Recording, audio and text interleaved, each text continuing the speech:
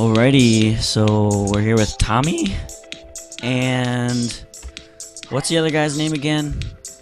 MMA artist 141. MMA artist. Okay, Tommy wanted to have a mano conversation on the subject of evolution. So you guys can flip a coin, see who wants to go first, or you can arm wrestle for it, or whatever. Well, I'm not gonna do I too think much arm talking because I got wrestle. a cold. yeah, I think an arm wrestle would be fun. Okay. I'll um, probably lose that. let's let's try and I'll- keep it conversational, okay? Let's not shout at each other, name call or anything, because we like I've to have got a conversations here. I've got a pretty big question that's still bending for the past few hours. My original comment to Tommy was saying that, well, he commented another hangout saying that evolution is just a fairy tale, and of course this has been said multiple times. Right. So then I provided the Janella campus from the Howard Hughes Medical Institute, and provided some funding details that they provide 1 million to each investigator, and over the course of a year, they put about 825 million into all these investigators annually. Their endowment's 92 billion, and one of their areas is evolutionary biology. And so the reason why I picked out the Howard Hughes is because they're the biggest funded, second to the National Institutes of Health, and they're non-government. So I'm thinking, why is, in this particular case, the Howard Hughes Medical Institute pumping so much money into evolutionary biology and other areas for biomedical research if it's quote unquote just a fairy tale? Okay, so the issue is not that. The problem here is you've got evolution that's defined in multiple ways, and I'm going to have to come back because my kids are going nuts. So I'll be back in about 10 seconds. Yeah.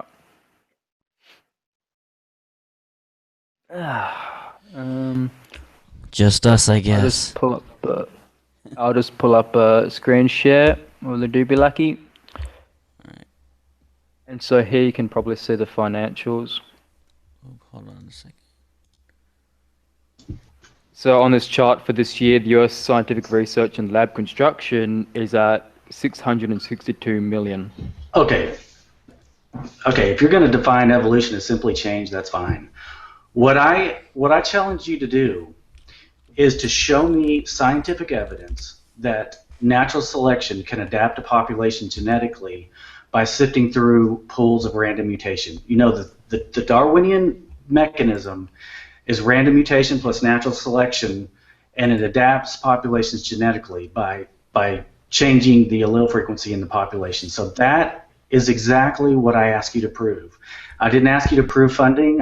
It doesn't really matter what they're spending their money on. What I'm suggesting is that the Darwinian mechanism is unprovable and a fairy tale. What you presented is nothing of the sort. So if you would like to bring up your best example in one of these papers that you presented, I'll be glad to go through it with you.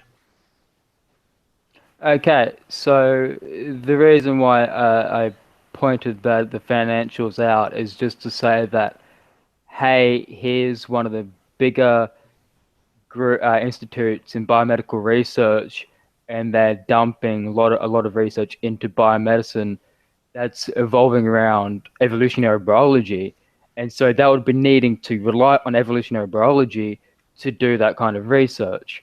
So that's a given. So there's obviously off the bat, that's to say that there's No, it doesn't. already. No, it doesn't, because Well, you could be a creationist. You could do hold you on. could be a I'm still creationist saying, thing. I'm still responding to the original thing. The reason being is because if evolutionary biology didn't work in the first place, they wouldn't be dumping millions into that on its own. It's just inconsequential. It's just redundant of why they would do that. It's wasting literally millions on something that doesn't work. It's the equivalent of dumping millions into research in geology with flat Earth that flat Earth kind of thing. That's the No, it's equivalent. not. It is. All you have to do is drop the word evolutionary, and they will work just fine. All that funding is just for biology. They're looking at biology. They're looking at Because that's mutations. science. Okay, so biology. Anybody can do biology. You know, a biologist when they No, look not under anyone the, can do biology. that's true. When a I biologist looks do. under the microscope, they're looking at biology. They're not looking at evolution. They're looking at genes. They're looking at proteins. They're looking at interactions between all these molecules. But they're not looking at, selection happens out there somewhere out in the field where, the strongest or the genetically fittest will out compete others in the group, and that's what evolution is. It happens somewhere out there. It doesn't happen right in front of you or under your microscope. So, your whole argument is debunked simply by removing the word evolutionary, and you can do so simply because they're just looking at molecules. There's nothing evolutionary about it. There's just, you're getting fooled by the vernacular that they're using. So, okay, well, first of all, you're talking to someone who's clinical pathology, and I see evolution with infectious diseases evolving to resist certain treatments, certain drugs, or that kind of thing. So already you're seeing an evolution kind of going on there, because literally we see, for example, HIV, we see that it keeps evolving to defeat current treatments for it. So that's evolution that we can see in the labs. No one should be No, it's able not. to. No, because you don't know. It could be horizontal gene transfer. It could be a variety of other Well, mechanisms you know what? of the Hold on. such. You know what horizontal gene transfer is and what HIV is? No, I'm saying the development of resistance could Or do very you know well. what? Do you know how HIV resists drugs? And do you know how viruses, how easily and how regularly they transfer genes? So it could very well be that Well, a resistance virus. is by way of horizontal gene transfer. No. That's the point. You cannot It's prove that a mutation or any mutations are random, and I'd love to see you try. Give me a okay. paper. That's what I asked for. I asked you to prove Okay. random mutation and natural selection. And all you're doing is throwing out certain things and saying, hey, look, and all it is circumstantial Okay, well, evidence for guessing. let's have a look at one of the things that I shared originally with you. I shared the paper Human Pigmentation Variation, Evolution, Genetic Basis, and Implications for Public Health. Mm-hmm. So I provided that one to you, and then you asked me specifically to quote, because I said, read the paper. Then you said, no, quote me a piece. So the piece I quoted, if I can go back to our little conversation, get the actual point which I quoted. No, that's not it. Which one was it? While you're looking, remember I asked you to prove, show me a paper that proves natural selection and random mutation. That's what I asked you to prove. So this one. So read the part you quoted. Numerous genetic studies have indicated that the average proportion of genetic variation due to differences among major continental groups is just 10 to 15% of total genetic variation. In contrast, skin pigmentation shows large differences among continental populations. The reasons for this discrepancy can be traced back to preliminary to the strong influence of natural selection, which has shaped the distribution of pigmentation according to a latitudinal gradient. Research during the last 5 years has substantially increased our understanding of the genes involved in normal pigmentation variation in human populations. And it goes on further. So that was one I quoted to you. And as I told you, all they're doing is they're doing an after the fact explanation that is purely circumstantial. They have no idea that this was accomplished by mutation and selection. They're assuming because that's what their theory is. So they automatically give they award this to the Darwinian mechanism when no such controlled experiment was done. They have no idea how it was actually accomplished or not. It could have been accomplished by just an internal mutation or epigenetic changes from within each individual, or it could be some other mechanism in play there. But the fact that they're just they're just awarding that to random mutation natural selection is just an after the fact guess, basically. So that's why I was asking you to prove your case by way of controlled experiment. So that's why I've put up the paper in full. And so this is the world map showing skin pigmentation distribution. The map is based on the work of an Italian geographer. I'm not going to bother pronouncing his name. Right. Darker skin colors, so in the darker areas you can see and all that kind of stuff. Now this map is directly correlated to another map done that shows UV exposure through the gradients of, say, altitude and such. So the darker portions that tend to be in the middle areas and that kind of thing. How does that prove that variation arises by chance in regards to pigmentation? So this shows. So as say if we're further south and further north on the poles, for example, the populations tend to be whiter. And that's because we're exposed to less UV. Answer my question. Answer my question. And so in the middle of the Earth, to an extent, like in the Africa and all that kind of stuff, we see the populations become more darker in skin and that kind of stuff because they're exposed more. It's obvious. So you don't have to show me these graphics for that to be obvious. The people near the equator are going to be fine. That's showing there's an evolution of skin color. No, it doesn't. Show me the. Okay, you talk long enough. You talk long enough. Show me your evidence that any mutation arising that deals with pigment arises randomly. Well, what do you mean by random? What do you mean by random? This is a random. This is random, in a sense that it's your genes don't know what's going on at random apart from signaling. That's your assertion. You just made an assertion. Well, do you know what cell signaling means? You just made an assertion. I'm asking you, what is your evidence that mutations can arise? Do you know No. Let me finish this sentence. Signaling is. What is your evidence that these pigmentation mutations arose by chance, or any other mutation that you can point to anywhere in the genome or in this is just that.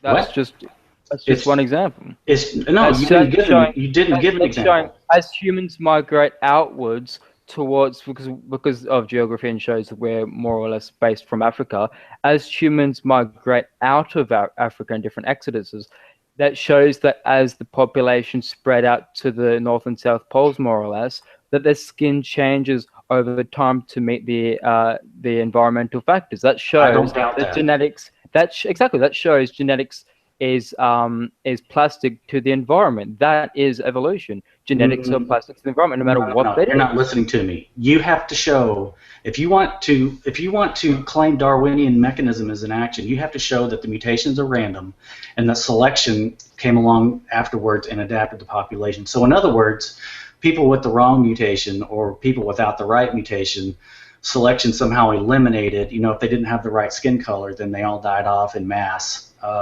So you'd have to somehow show some sort of experiment set up if you want me to believe that this is actually science. The question again I'm going to ask you is, what is your evidence that any mutation in regards to pigmentation is a chance mutation? That is what it boils down to, and that's what the challenge has been the whole time. You haven't. This is showing that genetics is plastic to the environment. That is evolution. That's all it states. Again, I could have infectious diseases. Eventually, they'll adapt if you keep using, say, antibiotics. Antibiotic resistance is well known. I'm sure you don't disagree with that. That is evolution. And so here I pulled up another. Again, you're not understanding my argument. My argument is with the nature of the variation itself. You're not listening to me. No, believe me. I celebrate the fact that we change genetically and our pigmentation changes. I would say that it is a direct adaptive internal response to the environment over generations that cause this change. But that's not what the Darwinian plan is. The Darwinians say that only one lucky individual will come up with the right adaptive trait, and that trait will spread if it's beneficial, and those people doesn't have to be beneficial. those people will reproduce more. It doesn't have to be That's the beneficial. story. What do you mean? It doesn't have to be. How is it going to spread if it's not beneficial? Because that's not how evolution works. It doesn't have to be beneficial. How In the sense does it, that how is it gonna here's a spread? hold on. Question. Here's a No, paper. no, no. Hold Listen on. to my question. I'm How gonna go is it going to through spread hold if on. it's not beneficial? It doesn't have to be beneficial. I could have sickle cell anemia. That's not beneficial in some cases, but in others it is. It does confer a benefit. So again, how You know does what it spread sickle cell without it being anemia is? beneficial? You know what sickle cell anemia is? I said in some No. circumstances it is beneficial. And not all. So here's Not another all. paper. Hold on, there's another paper. Non-adaptive processes in primate and humane evolution, published in the Journal of Physical Anthropology. I'll just grab the abstract for argument's sake. Let go across here. Evolutionary biology has tended to focus on adaptive evolution by positive selection as a premium mobile of evolutionary trajectories in species, while underestimating the importance of non-adaptive evolutionary process. In this review, I describe evidence that suggests that primate and human evolution has been strongly influenced by non-adaptive processes, particularly random. This is not helping. I'm citing papers that you've been asking for, particularly random genetic drift and mutation. This is evidenced by three fundamental effects: relative relaxation of selective constraints, a relative increase in the fixation of slightly deleterious mutations, as again I mentioned that CCR5 delta 32, and a general reduction in the efficiency of positive selection. Okay, we're talking past each other. The whole challenge was for you to show me evidence by way of controlled experiment of random mutation, natural selection. I don't care about anybody who says this or that caused it in the past, or that's their hypothesis, or that's what they think. I said I want something that you can show me where they actually set up an experiment and they proved that it wasn't God, or wasn't Zeus, or wasn't Tinkerbell, or wasn't horizontal gene transfer, or wasn't non-random mutation, wasn't epigenetics, but rather that the Darwinian mechanism actually did the said adaptive trait. That's what I asked for. All this other crap that you're presenting is not that. So you're presenting a lot of crap, but it's not that. Hold on. To call it crap is silly because it has nothing to do with what I'm asking for. And it's still showing evolution. No, it's not. But, it's an assertion. Well, what was that? It's not assertion if they just did an experiment on it. There's no experiment. That is so generous. Wow, to have someone go that far is just a bit silly. I pointed out the CCR5 delta 32 mutation on white blood cells, and you just scoffed that off for some reason. Where was that? I don't even know what you're referring to. What did I scoff off? The CCR5 delta 32 mutation. What about it? What white blood cells. Okay, what happened? What's the deal? So what is it? What about it? I provided you the. What happened with it? I don't deny that mutations can confer a benefit. It's a deletion, so a protein cannot form on the lipid bilayer of white blood cells, so the HIV and smallpox cannot attach to that. Okay, so what's the evidence of that it mutated randomly, and where's the natural selection? What does it have to do with anything? Well, hold on. Why have you been asking these questions if I had provided 3 papers on it? No, you provided nothing. None of these. You can call it nothing, but I provided the 3 of them. Oh, well, you haven't provided anything here yet. Not in here, but in that other conversation that I just. Okay, bring up your best one here then. Bring it up here. We'll talk about it again because. Let me tell you what you would have to show is the actual controlled experiment on animals or on bugs or on some living organisms. They'd have to somehow set this up and demonstrate natural selection. They'd have to demonstrate that we have these variations that are random in the population. They'd have to test it over several generations. So that's what I'm looking for. I'm looking for an experiment, a controlled, scientific, repeatable experiment that we can look to verify the Darwinian mechanism. That is why I call it a fairy tale, because no one has yet set something up like that. You can't point to anything like that, and nothing like that exists to demonstrate that it actually exists. It is in fact a fairy tale, and the problem is, in the past couple decades, what they've learned is that all the adaptive traits in nature that are not happening by way of the Darwinian mechanisms. They're happening by way of all these internal mechanisms that are regulated and arise as a response to the environment. So Well, that's why I it. asked you for those particular experiments, and you haven't provided even Well, I one. take it you haven't heard of this study that's done with E. coli, and it's been going for I think 21 years. Mm-hmm. And it shows that they had E. coli in petri dishes, and they were feeding off of oh, I've read the paper. They were feeding off one substance, and then over the course of many years, they eventually adapted to this new I think it was. All right, you got the same problem. You got the same. There were multiple mutations that were involved. So again, that kind of you haven't understood the paper. Why are you interrupting me? It's what do you 40, mean? I'm aware of what you're talking about. Over the course of 40,000 generations from a laboratory population of E. coli, although adaptation decelerated sharply, genomic evolution was nearly consistent over 20,000 generations. Such clock-like regularity is usually viewed as a signature of natural evolution. And so this was over 21 years, I think it was. And so I can provide that in the... well, when you that's have 40,000 generations. When you have evidence that any of those mutations are random, let me know. There's no way to prove it. Well, they're going according to their surroundings. That's evolution. They're adapting to their surroundings, and over the course of 40,000 generations, over the course of so many years, you see that happen. How is that not evolution? You can say that. You could certainly make a case that a circumstantial case for evolution. But here's the thing: you've got multiple mutations that were they arose pretty close to the same time. Some of these mutations they were on the heels of other mutations, and so that kind of lends itself to the idea that but it's still they may very well have been. It's going from one substance they feed off of to another. They may very well have triggered the other. So the point is, the mutations may very well have been induced or triggered by the environment. They may very well not have been random. You don't know what evolution is. You gotta, if you want to say Darwinian evolution, then you're going to have to show proof of random mutation and natural selection. You can't do that with that experiment. Over the course of 40,000 generations, I will grant you it's a circumstantial. You can make a circumstantial argument for it, but you can't prove it.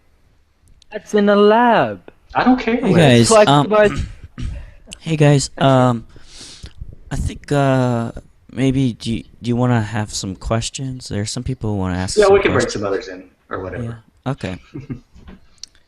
Alrighty. All right. And I think if we could just try not to talk over each other, that'll help people follow along better. I think what his basic misunderstanding of what he doesn't understand my argument, and he doesn't understand that neo-Darwinism requires that the variation be random. That's really my issue, is with the source or the nature of the variation. He doesn't understand. He just thinks any old change proves evolution, and it's, a lot of people make that mistake, but he's just, I hate to say it in this way, but he's ignorant of what the argument actually is with creationists, ideas, and other various people who have an issue with this neo-Darwin paradigm. So it's hard to debate with somebody who doesn't understand the very basics of what I'm trying to get at. Yes, I admit things change. I celebrate that things change, in the lab, in the field, all that stuff most certainly happens. But the issue is, does it happen the way the evolutionists say it does? And I think a lot of assumptions are made that don't actually hold up, when you look at them closely. And I think all the changes that we can actually see happen and verify that happen in nature are accomplished by, like I said, these regulated mechanisms that are non-random. So he has still yet to provide any evidence that the Darwinian mechanism actually operates. And I'll give him that the Linsky thing is probably his best, his best shot at that. But even that doesn't prove it. Not to mention, there's nothing new added with that. There's no new gene. There's no new anything. So we're supposed to go to Q&A. So if there's people with Q&A, I just want to hold back my giggles. So because we're going to go with the Q&A just then, as the moderator said. Or if anybody wants to drop, if anybody wants to jump in, that's fine. We can make this a free for all. That's fine. Yeah, I'm sorry, guys. I'm just having a technical issue unmuting people. So, go ahead. I thought it was weird. I got to talk for a while.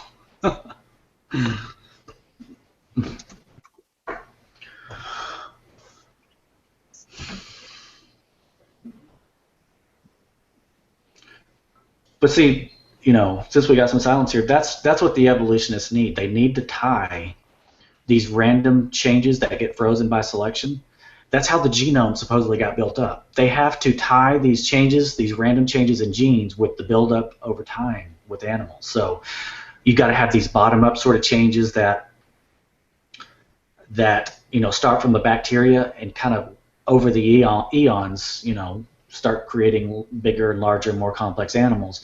But at the same time, it's these random changes in the genome that have to kind of go along right alongside these. But it's this very process of creation, their evolutionary creation mechanism, that I don't believe exists. A lot of people don't believe exists. To show that it exists, you'd have to A, show that mutations add information. B, you'd have to show that mutations add body parts or a new anatomy. They can't show either one of them, and they can't even show that mutations are random. And the other problem is it seems that the adaptive changes that do happen are top down. In other words, the whole body is in on the process where there may be hundreds of genes involved with gene expression or multiple genes mutating or other various processes involved too. It's rarely just one gene changing by chance, much less by mutation. It's usually a whole kind of a consolidated, holistic move by the organism. I think that just shows the level of ignorance given on the subject. How so? So, because, for example, when you're talking about new information, if I'm having sex with a woman, right? Let's not be childish. If I'm having sex with a woman, if I'm mating, she's got slightly different genetics to me, right? So when our gametes hook up, pretty much, we've now got an introduction of two different bits, and now we have new information from her side or whatever it may be. So if she's come from, say, Africa and she's got that melanin difference compared to me, our child is going to have that difference. And you'll understand that it's when you have different organisms come together, the offspring's going to have that difference. You're thinking that evolution is going to happen within that living organism as it's alive. It's just silly. Well, first of all, when I said mutations don't add information, what I'm actually calling for, if you disagree with me, you can show me the peer-reviewed paper that says otherwise. I've looked for years, and there's no such thing. No scientist, no peer-reviewed paper even claims to. That's always a word. That's always a word. That means nothing to me. I don't Hey, think that's always a word. I kind of wanted to raise one little point in my froggy, cold voice, and then just let you guys take it from there, because I'm going to just kind of let this thing take off after that. So it seems like Tommy's saying that natural selection acting on random mutation doesn't actually happen. Is that what you're saying, Tommy? My position is that it probably almost never happens. But even if it does happen, it can't be proven. It's just like saying, if I said God did it, I can't prove that. Okay. I can't prove Well, God or intelligence any more than you prove chance. So that's basically what it is. okay, so here's I would like to get your thoughts on a couple of different things. The first thing is the Lenski experiments. That's experiment with bacteria that's been going on for a couple of decades. I think they've seen 50,000 generations of bacteria, and they've done experiments with them, and what they claim, I won't say that it's true because you can test the fact, but what they claim is that the bacteria have mutated in a way that's selectively advantageous. Now, this actually can be a good argument against evolution, because when these populations are put into a more typical environment, they are less fit than the unmutated bacteria. So there's actually a good case for your side to be made from the assumption that natural selection acting on random variation does actually occur. There's another example of this. I think her name is Anne Geiger. Gager. I don't know how to say it. Gager, yeah. Gager, yeah. Yeah. Okay, Yeah. now she makes. I know that you're familiar with this because I think I've seen your comments on the Uncommon Descent site. I think It's possible. I think so. Anyway, so now her point is that a lot of times when there is a mutation event that is selectively advantageous, oftentimes, more often than other kinds of mutation events, the organism is dropping information. So it's losing information. Mm-hmm. And Behe put it in a really nice way. He said, if you're on a canoe and your canoe is sinking, and then you toss your computer overboard, you wouldn't call that evolution just because you survived. So her point and Behe's point is that, yeah, random mutation and natural selection does actually happen, but a lot of times it's just tossing information in order to survive. So I think there's actually good arguments against evolution from the assumption that natural selection and random variation actually does occur. Going on Go ahead and that take it from there. Going on from your first example, those were originally in a different situation, and then over time they evolved. They adapted to the surroundings. So then if you take them out of that adapted environment, you put them into another environment, then they're going to massively die off. And then, yeah, then the process is going to repeat. Now they're going to have to adapt to that new environment. That's still showing that they're adapting to the environment. That doesn't disprove evolution. If I've got a trait that I've evolved, if my ancestors evolved and I've got that trait and I'm in one environment and I go to a new environment, then whatever that new circumstances is going to go against me because I've evolved to a different, or my genetics have come from a different environment. That doesn't disprove evolution at all. It's still showing adaptation. This is the process is going to have to start over again. Well, I'd like to respond to Brandon. Hello, Joe. How are you? Hey. And feel free to jump in. Just on the bacteria, there's something kind of interesting that's kind of come out here in the last several years. Is that bacterial populations have historically been treated as bacterium have been treated as isolated entities, sort of. But what they're kind of leaning to now and uncovering is that bacteria populations actually act like a multicellular organism. So in other words, all these isolated bacteria that would appear to be isolated actually operate as a group. So they pass around information. They do all kinds of communications and things. And the other thing is they're kind of like a baseball team. Think about when a manager fields a team or fields the outfield, or when he sends a team out into the field, he puts person on third and first and second, and in the outfield he spreads the players out to catch any balls that maybe hit a particular direction. Well, I think bacteria do that too. It's a type of mutualism. Yeah, it's Yeah, a colonial process. Bacteria aren't the only ones who do that.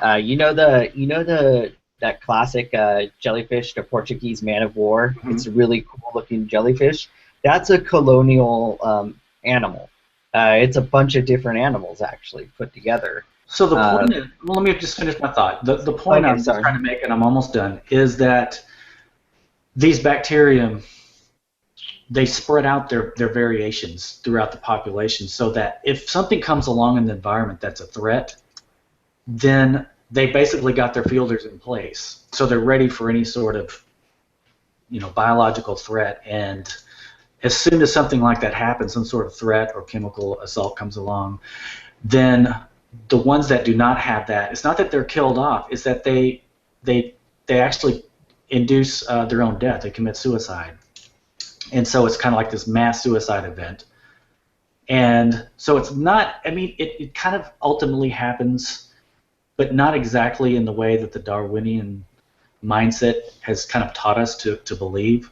It's more of a giant sort of regulatory process that this bacteria population goes through. So it's not really just this random one just happens to by chance have this variant. It's a little more than that, and so that's why I kind of hesitate to just randomly chalk up this victory to this Linsky experiment, just because we know bacteria have all kinds of mechanisms at their disposal that kind of lend itself to cooperation, communication, So I don't give them a free pass, even though I'll hand them the fact that they could use that as circumstantial, or it may look like evolution. I'll give them that. The thing that was kind of frustrating me about the conversation earlier is that it was kind of two things were being asked for. There was evidence for evolution, then evidence for random mutation, that mutations could be random. Mm-hmm.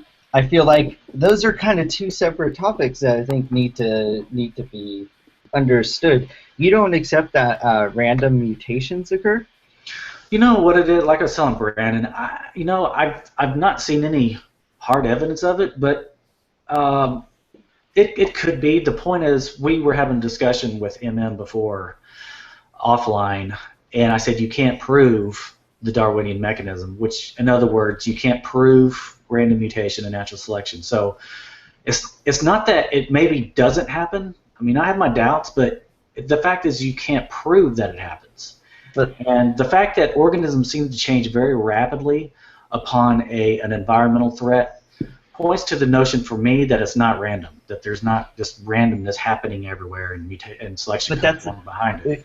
Your organisms are responding to environmental threats by mutating? Is that what you're saying? I would suggest that the mutation, you could have a lot of times when organisms are stressed, they ramp up the hypermutation process, and they start cranking out mutations from within. But it's an internal thing. It's an internal generation of particular mutations within the individual. The issue is different organisms at different levels are affected by mutations through different various means. It sounds like what you're describing are organisms, I guess, for lack of a better term or phrase, they're at a more molecular level, where mutations like that do have a more drastic effect. Like you guys were talking about bacteria earlier. Mm-hmm. At such a level, the mutations do have such a drastic effect on these organisms. It's also the case that if they have a shorter life, mutation has a much bigger effect on a population, for example. That's why scientists like doing research on bacteria, because you could just have a whole bunch of generations in a couple days, whereas if you do us or apes, you have to wait years and years for us to die, right? And but speaking of us, mutations on our level are a lot different. You can have random mutations came along. The idea of random mutations mutations occurred well before well, not before Darwin came up with this theory, but mutations for a while were thought to be the downfall of Darwin's theory. How could you have random mutations if Darwin's talking about natural selection, selecting for which way for an animal to go? These mutations are random; they make no sense. It wasn't until like the 1930s and 40s that population genetics started seeing that mutations, the way mutations are fit into, I guess, evolutionary theory is that they bring, I guess, new variation for natural selection to work on. But random mutation itself isn't something that's only for evolutionary theory. If we threw out all of evolutionary theory, you would still have to deal with random mutation. So it's not even people who are hardcore evolutionary theorists who are arguing for there being random mutations. This is something that's permeated throughout biology, and it's permeated throughout biology that doesn't necessarily have to call upon evolutionary processes. It's just that when random mutations are mentioned, they're mentioned with respect to either smaller, I guess, lower level animals like we were just talking about, or they're mentioned as something that brings in new variation into a population. Well, see, I disagree. What you're saying is correct in the sense that it is widespread that mutations, or at least some of them, are random. But I think that's actually, we're going away from that, and the science is showing that mutations are just as regulated as any of these other mechanisms that adapt populations. And you could read, like, James Shapiro's book. He's got a new one out. Mei-Wan Ho has got books out about that very thing, that mutations aren't just haphazard events that are somehow isolated from the regulatory apparatus that we have. That they are included. Yeah, there's another issue I also was interested in asking you about.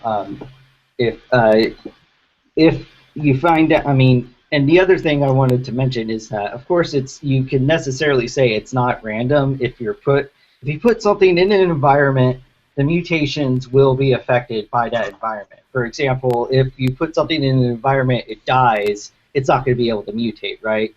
You put something in an environment and it can only see, mutations are going to occur with respect to the environment. And you're right in the sense that there is a view that mutations can't be guided. But when, what was I going to say? Mutations still are thought of as bringing variation into the scenario.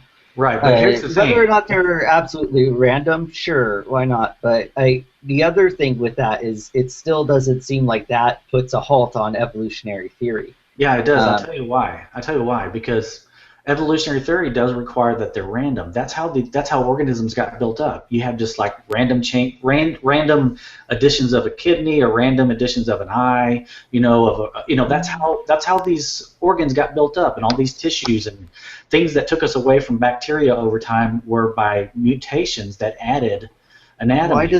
Why does it have to be random? I mean, but listen to me. How would organisms non-randomly construct themselves along with the help of selection over time? Here's the thing. When we go into a certain environment, what I'm suggesting is only certain mutations that are associated with an adaptive trait that would confer fitness to that threat would come about. So in other words, if you come into a harmful situation, you're not just going to have any haphazard mutations pop up. They're going to actually be directed in the direction of fitness. So they're going to actually confer fitness based on what they're being challenged with. I disagree with that, and this is one of the reasons. A lot of times when a mutation will come up, that mutation will just be benign, and it will only later, like you said, if they go into a different environment, will it become important. The issue also arises is that when mutations come up, it has different effects on different things. Like a mutation in one area could actually cause something that will bring up several different I don't know, several different things that could react with with the environment. And it could turn out that one of those three things, let's say three things, reacts with this environment very well, but the other ones they don't. It's indifferent. They don't matter. And then all of a sudden, if say it's a creature and that creature migrates into another environment, and when it goes into that other environment, all of a sudden, thing number two is so awesome for that new environment that creature over time, those creatures they're more comfortable in that environment. But it could be the case that the original mutation only brought it up, and selection only made it so the first new change or whatever was significant. But over time, the other I see what two. you're saying. I see what you're saying. But I think the problem with that is you'd have genomes that are just littered full of extra stuff that, mutations in general, even if they're neutral, they're going to be kind of dragging down the genome because of their epistatic effects on their neighbors. So the point is, you couldn't just have hordes and hordes of these mutations just arising for no particular reason and hanging around, probably Well, they don't arise without being deselected. It's just a mutation can be just an error in the copying. Copying of DNA isn't 100%. What I'm saying is they'd probably be deselected if they were deleterious enough. I mean, it doesn't. It's deselected. You mean it would just be over time? The genome would revise and get rid of these non-beneficial mutations. Otherwise, you would have genomes full of garbage that really drag down the performance of the genome. Yeah, and a lot of them are corrected. And other times when they're not corrected, well, then they're just you don't know until it happens of what the Here's effects the thing. are. Actually, DNA replication isn't 100% all the time. That's what just a given. We know that. Not knowing is that genomes actually resist mutating. They don't like mutation. Seems to be like a last resort. Do you know what a genome is? Do I know what? The genome is the entire thing. Hi, everybody. I Hello, feel Steve. like shit. I don't want to talk. I'm just listening, so don't involve me. It's not going to really show anything. I mean, I get confused. Hey, how's it going, Steve? I get confused by these words, too. Genome is the entire, I mean, I might even say it wrong. Monsanto, it's just better if you just say it, just to show that someone doesn't know the exact word isn't really showing much. The reason I hesitate is because he interrupted my thought. I was asking if he knew that genomes resist actually mutating. Mutation is a last resort sort of thing that they actually try not to do. And so that's why I think I'm also hesitating with the idea that we're just cranking out these, tons of neutral mutations that just hang around. Genome is just the entirety of the DNA package. Yeah. All right, thank you. So what do you mean it resists? Like, you know how... What do you mean it resists? It resists mutations. When DNA copies, it can make errors, and then it does try and correct for them, and it does happen. They do correct, but also then sometimes they don't correct. It's an error that happens. Yes, I know. So what do you mean they don't like to? Yes, but that still doesn't even address what I said. They do actually resist mutations otherwise, because mutations, as I said earlier, have deleterious effects on their neighbors. That's what epistasis is about. They kind of drag the fitness level of the entire genome, or at least of surrounding genes, down with the mutation. I just remembered something that was mentioned earlier that I was kind of hoping to jump in, because it's a recent thing I just learned about. We were talking about it doesn't have to be beneficial fitness. Survival of the fittest isn't really the thing. It's survival of whoever can get laid. And so there's lots of things, like there's things called like soft selection, where it's actually not just like a sexual selection of the whole entire population, but just selection of certain groups within a single population. There's so many. Oh wow.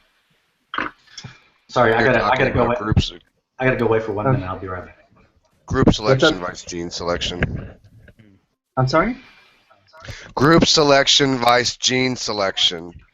Yeah, but like soft Told you I sound like selection is a shit. Yeah, what happened to the Everyone's last hangout? sick. You were sounding perfect. I don't. Turning on I Pepsi and told you I Macro. go downhill quickly, man. This shit's Fuck! killing.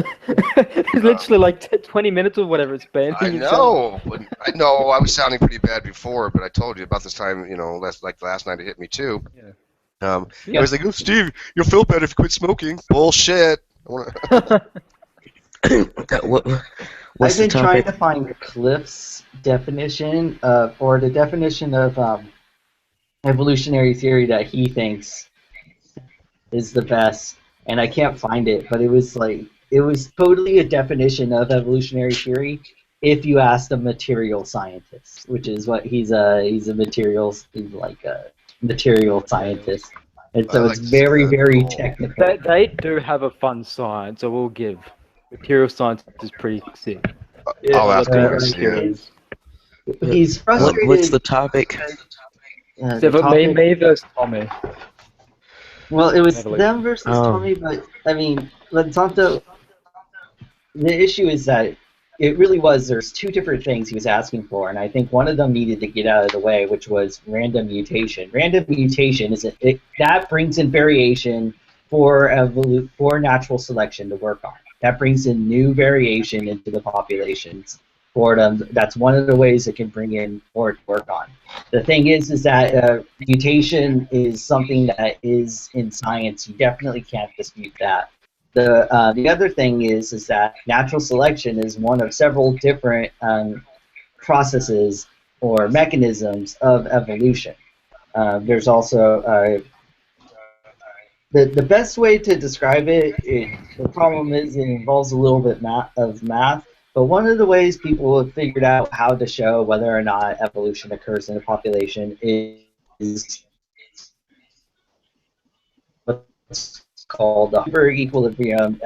Looks at a population and says that if this equation equals 1, then the population is then no change has occurred from one generation to the next. It's P plus Q equals 1. It gets a bit more complicated than that, but the whole point is that if you factor in a couple of different mechanisms, and it turns out that the equation doesn't equal 1, then that shows that evolution has occurred. And one of the ways you can look at it is if natural selection's occurred, if genetic drift has occurred, or if gene gene flow has occurred. Those are 3 different things that are considered evolutionary processes. And then there's also I think epigenetics was mentioned, but if someone can fill others in on that. Because I do anthropology, natural selection is their biggest thing. So all the other stuff we just vaguely discuss. I'd like to read something from Evolution, A View from the 21st Century. James Shapiro. It's not in the book. Whatever. Okay, so he's a molecular biologist, and so we're going back. You keep just sort of asserting and insinuating that these random mutations bring in variation for evolution. Mutation is thought to bring it in. Go ahead. Okay. So yeah. But the point is, I was going to read this. This is one of the guys who is kind of on the forefront of suggesting that mutation is part of it's totally regulated and not a haphazard event. So anyway, I'm just going to read this one paragraph. It won't be too long. He just says, one of the most profound lessons from the past 6 decades of molecular cell biology is that all aspects of cell functioning and cellular biochemistry are subject to regulation. We have no scientific basis for postulating that genome function and DNA biochemistry are any different in this regard. In other words, we have every reason to expect that natural genetic engineering functions will also be subject to regulation and will not operate in an uncontrolled way. And abundant experimental evidence exists to support this expectation. This field is advancing so rapidly that we now recognize novel regulatory mechanisms that were unanticipated based on what we knew even as recently as the end of the 20th century.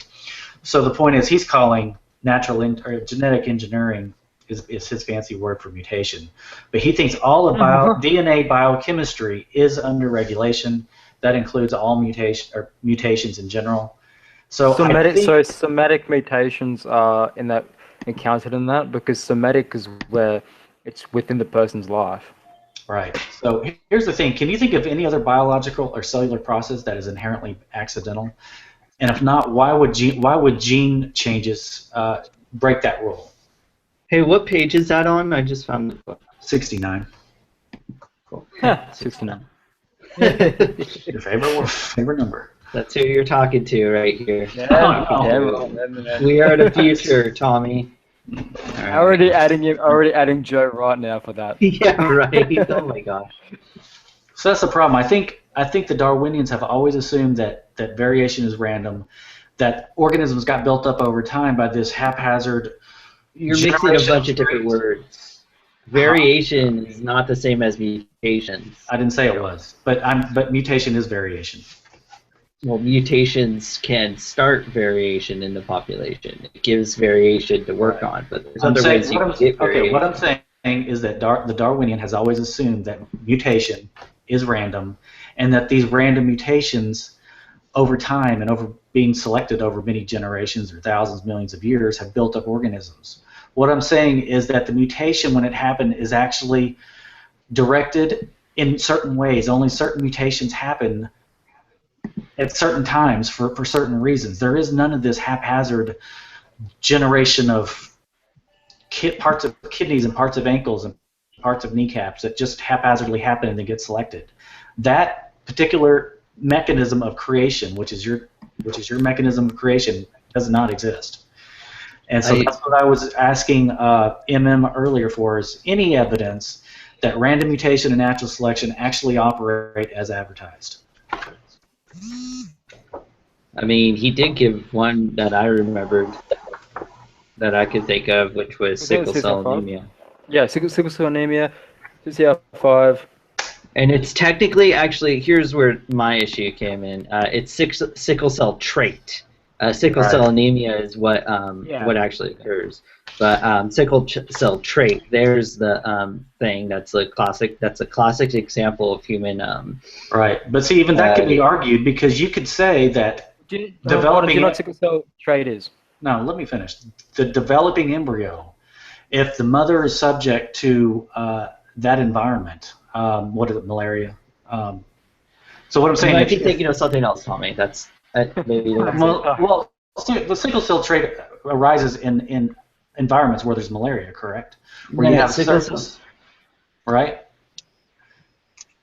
No, sickle cell. The point of sickle cell trait is that it is beneficial in places where malaria is happens. But sickle cell anemia occurs, and I'm not talking about that. What I'm saying is the sickle cell trait could very well arise when the mother is in that area where malaria is persistent.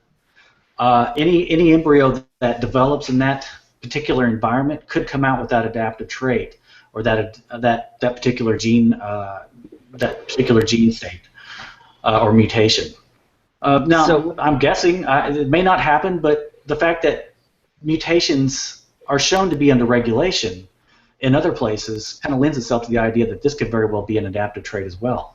Or it could be the mutation already occurs. It's already occurred, and then it's passed on, and then that mutated hemoglobin. That mutated hemoglobin thing, actually, it's a HBS. That actually is passed on. It's already occurred.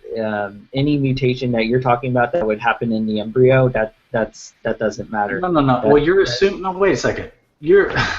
You're saying it already occurred, but if it already occurred, then why isn't everybody already adapted to this trait, or adaptive with this trait? Well, the thing is you get sickle cell anemia and it's passed on, but it's only passed on in a certain way, and it's passed on in a certain way where you can get the trait, but you don't develop sickle cell anemia.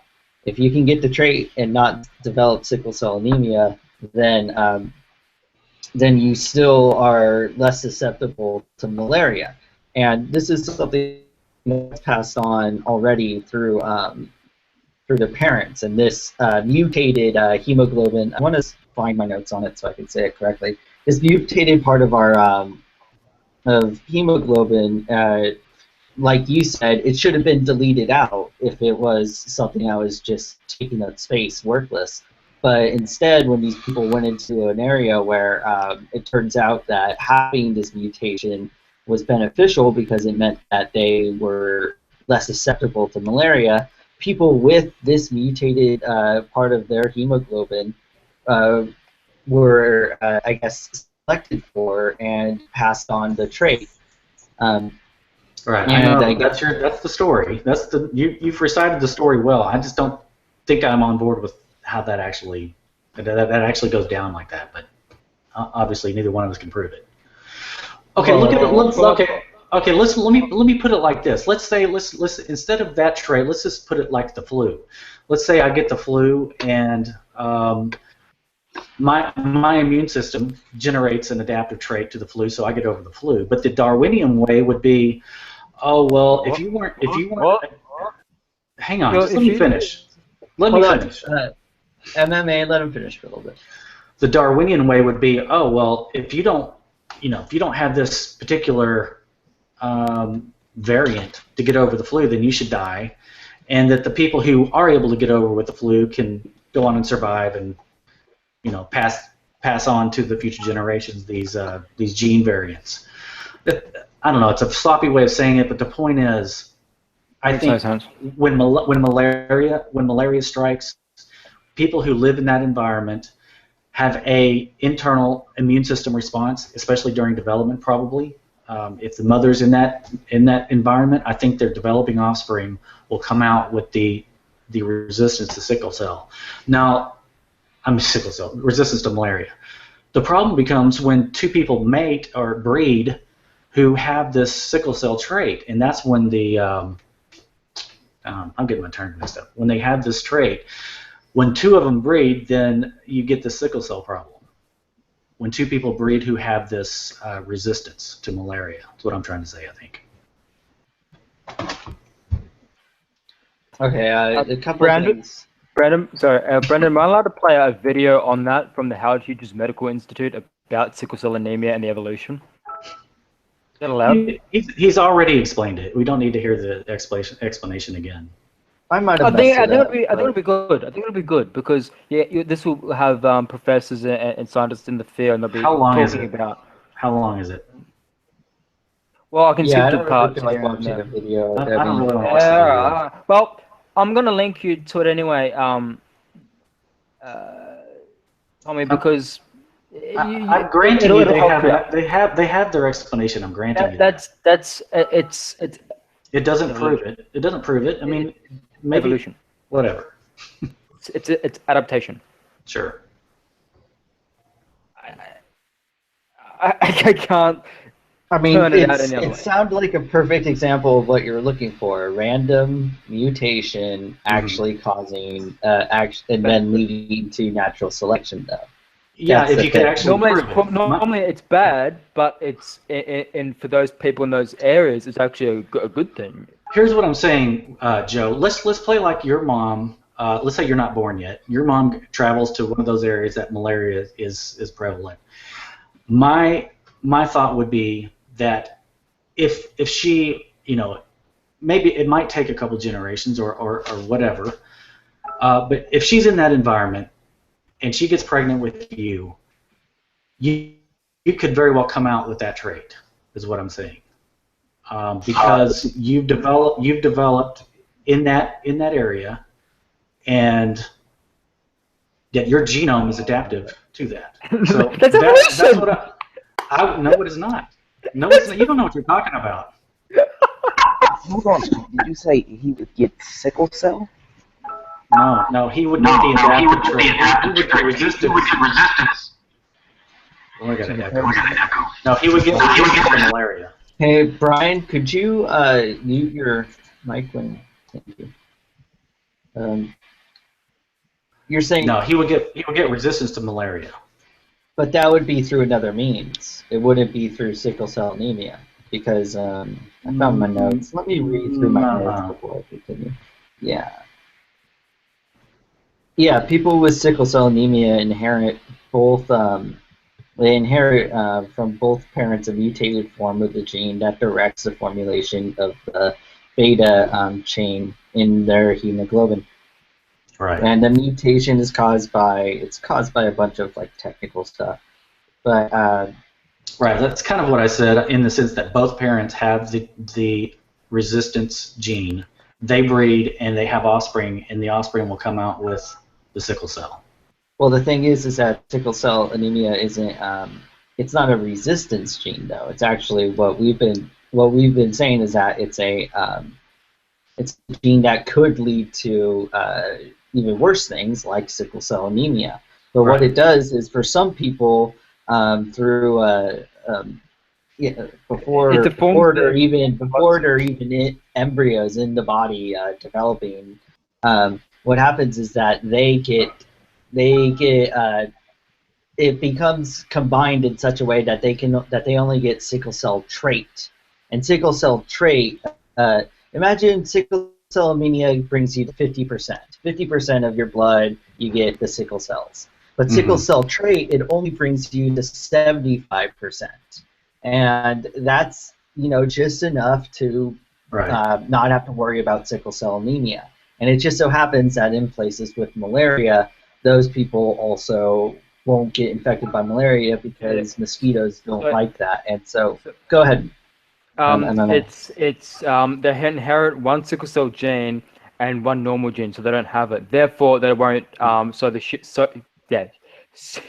symptoms for sickle cell disease, and they can pass that trait on to their children. And so I'll just provide the CDC link thing. I'll just screen share it.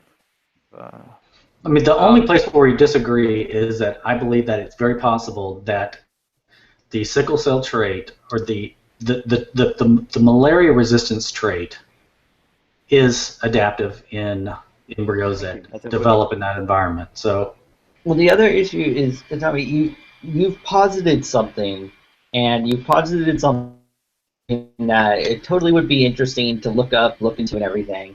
But I mean, there's nothing backing up what you just posited. Whereas the things that we've mentioned, you just said, well, I don't buy it. But we can look in peer-reviewed journals. We can look in textbooks and everything. This is a classic example.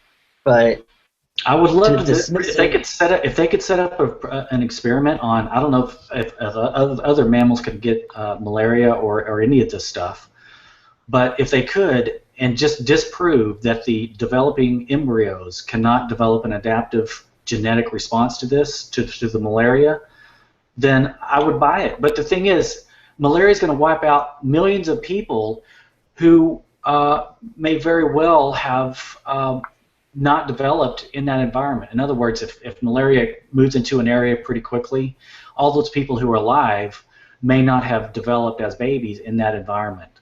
Or like say if you go there, if you travel there to a place where malaria is prevalent, you'd be at extreme risk as opposed to a baby who was conceived in that environment would very possibly have a more likely chance of having resistance. But there's so many different ways you can respond to environmental pressures. That's the issue. To say that it's only, well, then everyone there has to have sickle cell anemia, and if it turns out it's this other process that also helps people, respond to malaria issues, then there's so many different ways you can respond to your to selective pressures like malaria.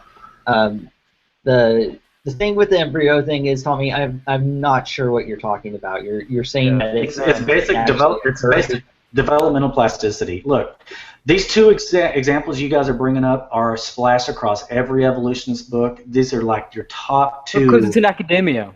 But look, my argument really is about bodies. I mean, we can argue about this stuff all day. It's not proven, I don't think. You can say it is. I can say it isn't. The point is, when it comes to the buildup of bodies and the adaptive changes that happen with limbs and Adaptation. organs, then I would love to see any example of any of this proven by science. Even the I've got a paper right up here. even the malaria doesn't prove it, but you can make the circumstantial case if you want to. Well, this is adaptation that's normally seen as adverse because they have one gene and then they don't have the other gene, so they don't develop the symptoms, but they have the trait. Therefore, they won't get malaria because they've got this mutation. That is exactly what you're asking for. It's well known in academia. No, I don't disagree with that part. What I disagree with is the source of variation. So, but anyway, we need to move on. This is getting boring. Of course. All right then. So tell me, you're a young Earth creationist, yes? Yeah, I am. Okay. One of the issues I've been having with young Earth creationists lately is that when I've tried to look up their information, when I've tried to look up their authorities, I've tried to look at it. Well, okay, I would like Tommy to go to something like the evolutionberkeley.edu website to look up evolution, all that stuff. Mm-hmm. And so I figured, what are the big names in creation? There's ICR, Institute for Creation Research. There's Answers in Genesis, and is there any? There's several others, but the issue is when I bring these things up and I say, well, this is a timeline that I found on Answers in Genesis, and based on this timeline, I found a problem. Whenever I start something like that, the creationists who I argue against will say, that's their timeline. I don't say that. That's not what I'm arguing for. Is there like a website you would suggest I go and stick with in order to argue against your perception of creationism or creation science? I don't know per se. I mean, I'm probably a bad person to ask because I actually look at your side. I very rarely visit Answers in Genesis or this other, various creation sites. Occasionally, but I don't really get my info there. I actually get all my info from the where do you get your info from? evolutionist blogs. I get it from Science Daily or Scientific American. I get them from Uncommon Descent, which is an ID site, or various places like that. What's the other one? Larry Moran's site, Sandwalk. There's other places, but it's, for the most part, aside from Uncommon Descent and Evolution News and Views, I get almost all my info from the opposing sides so that I know their position. And, because it's hard to debate this without knowing their actual position. I told him I don't know where he could go because I don't visit those sites. The issue is, tell me that, the idea is that people want creation, people want intelligent design to either be taught, it depends on who you talk to for intelligent design, but people want this to be taught along with or in place of evolutionary theory. But if there's not even a place that academia. most there's no academic sites. Well, not even that. They don't even have something to still stand behind. Ultimately, a lot of times people will say, just go to the Bible. But the issue is, you can't just have the Bible in every single class. You can't just go biology, here's the Bible. You can't go. Go ahead. What's up? There actually is, and I can't remember. It may be creation.org that has their own journal. I think that may be it. But it wouldn't. The problem is that it's not indexed in PubMed. Okay, you're gonna automatically dismiss anything that of course I will. That's out there. Of course. I'm someone who's not academic. MMA, this is the thing, and Tommy, I'm sorry if this is going to be insulting, but look, evolution's already been proven to the people who matter. The people who matter have decided that evolution is it's substantiated. This is how it works. It was proven to everyone who matters in the 1800s before it's anything now.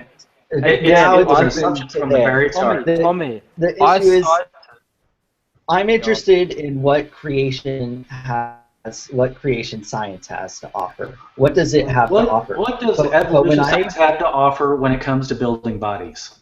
Well, I Show mean, me I can. when it comes to building a liver or a kidney or a lung. Where can Okay. I I find that thought out? you were bored with that discussion. I thought we were moving on. I thought you were getting Okay, kind of well- tired of that. No, We've we're got- no. We were talking This- We about can malaria. explain evolution to you, but there are so many other resources out there that I would actually stand behind that could explain it to you.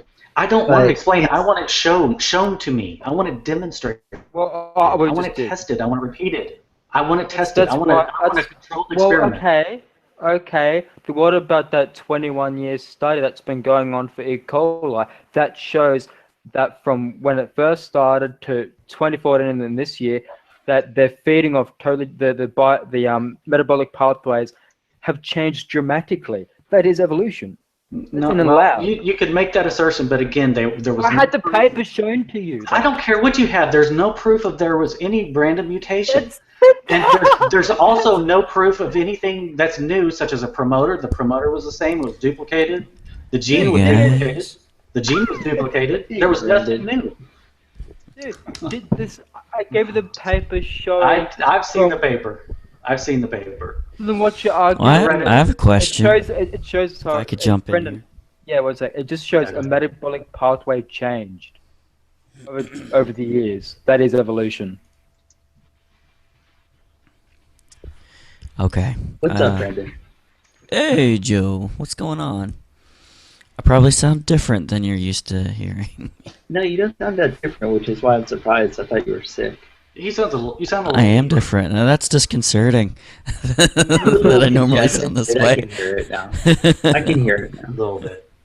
Okay, so I have a question, or I guess a comment or whatever. Part of the problem with this evolution controversy is that it's kind of a question of degree. I think we can see that populations change. I think even young Earth creationists say that since the flood, the quote-unquote kinds diversified, even like to a significant amount. But so then the evolutionist will say, for lack of a better term, will say, just extrapolate that, and then you've got universal common descent. So you've got a really hard question of degree there. Like, how does the young Earth creationist cut it off at a certain point and say it can't go farther than this? But then also, well, I don't know. I guess I'll stop there because I think there's a problem on the other end too. Well, I could say when I tried to look up what are different kinds, because I get over the well, you guys don't even know what the kind is, blah blah blah argument. So I decided to look up how are kinds defined, and I found out that were at least 300 different mammalian kinds on the ark, and that's where I started. Last time we talked, Brandon, it was briefly mentioned my argument about elephant evolution with younger creationism. That's how that's where the argument kind of started. The thing is, if we're talking about so many different mammalian kinds, it's interesting to wonder how did already 300 mammalian kinds, like, is that how much microevolution is allowed to occur on a younger creationist model? And if that occurs, and if there was change between the original elephant kind that was on the ark, which is the kind that I focused on, to the type of elephants we have today, and to the extinct types of elephants, is it fair to plot that change on an evolutionary branch, which is what we plot common descent on? And I mean, I've never asked, well, can we extrapolate it like what you just described, Brandon? But I'm sure that might be an interesting question. Yeah, Here it is. I mean, I haven't even thought of that. I mean, that's, I think, the question that's never really discussed, or at least rarely discussed, is, I mean, you talk about microevolution and macroevolution, and evolutionists say there's no real difference. But I disagree with that, by the way, but that's Yeah. because of Yeah. the Okay. background I have in paleontology. So- Okay, so, but, I mean, I guess the question that's never really answered is, where is the limit? Where are the bounds of the plasticity of form? That's You a know, good question. That's a good question. That is like actually it's not a bad question. But I think it's, first of all, I think there are some pretty strong constraints, because look what they did with the fruit flies for decades, trying to induce mutations, or they did induce all kinds of mutations, back in the 40s, in the 50s, for a long time, trying to see what sort of boundaries they could break. And the problem was they created fruit flies that were either dysfunctional or didn't change at all or were dead. And they just got very little variation out of them by mutating them. And that's the issue.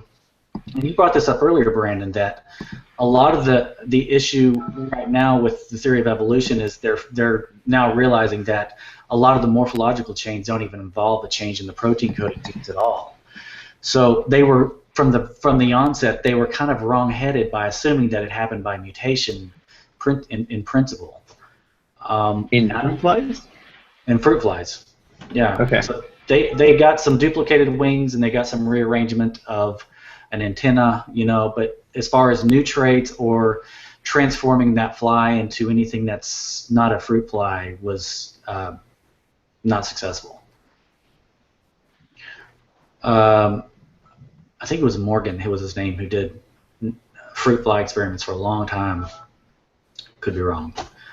But so to answer your question, I think it is the environmentally induced epigenetic changes, developmental plasticity, even plasticity during the lifetime of the individual, that the big one is the developmental plasticity. I think that's where real evolution happens. And it happens with an interaction between the mom, who passes down hormones to the offspring.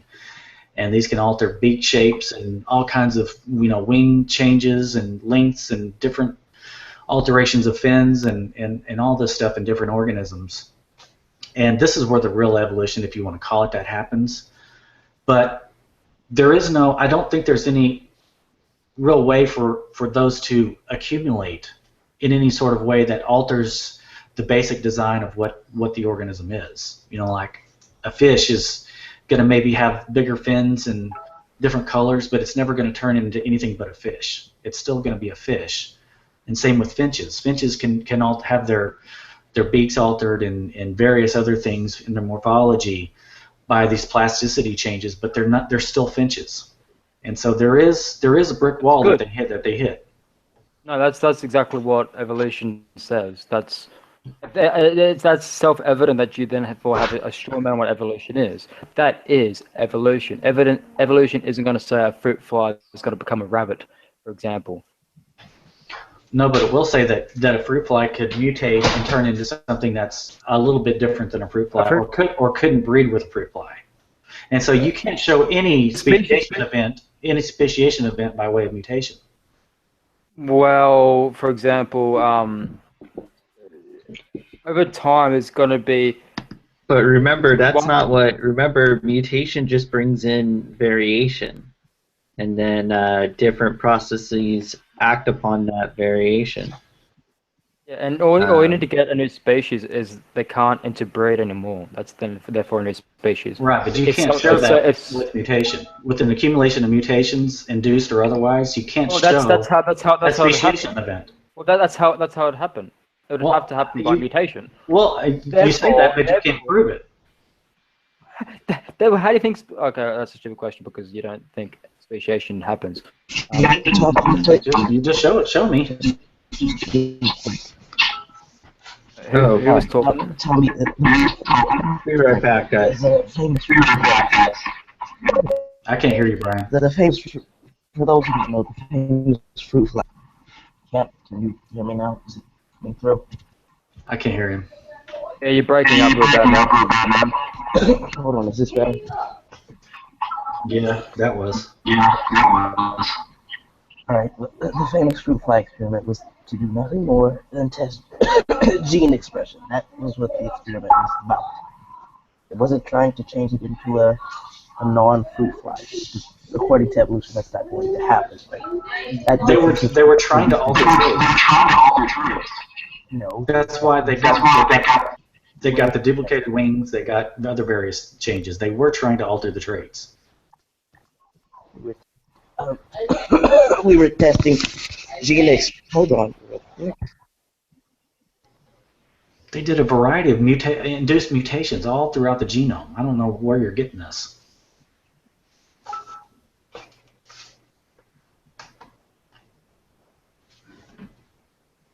Hold on, let me get my phone so it can work better.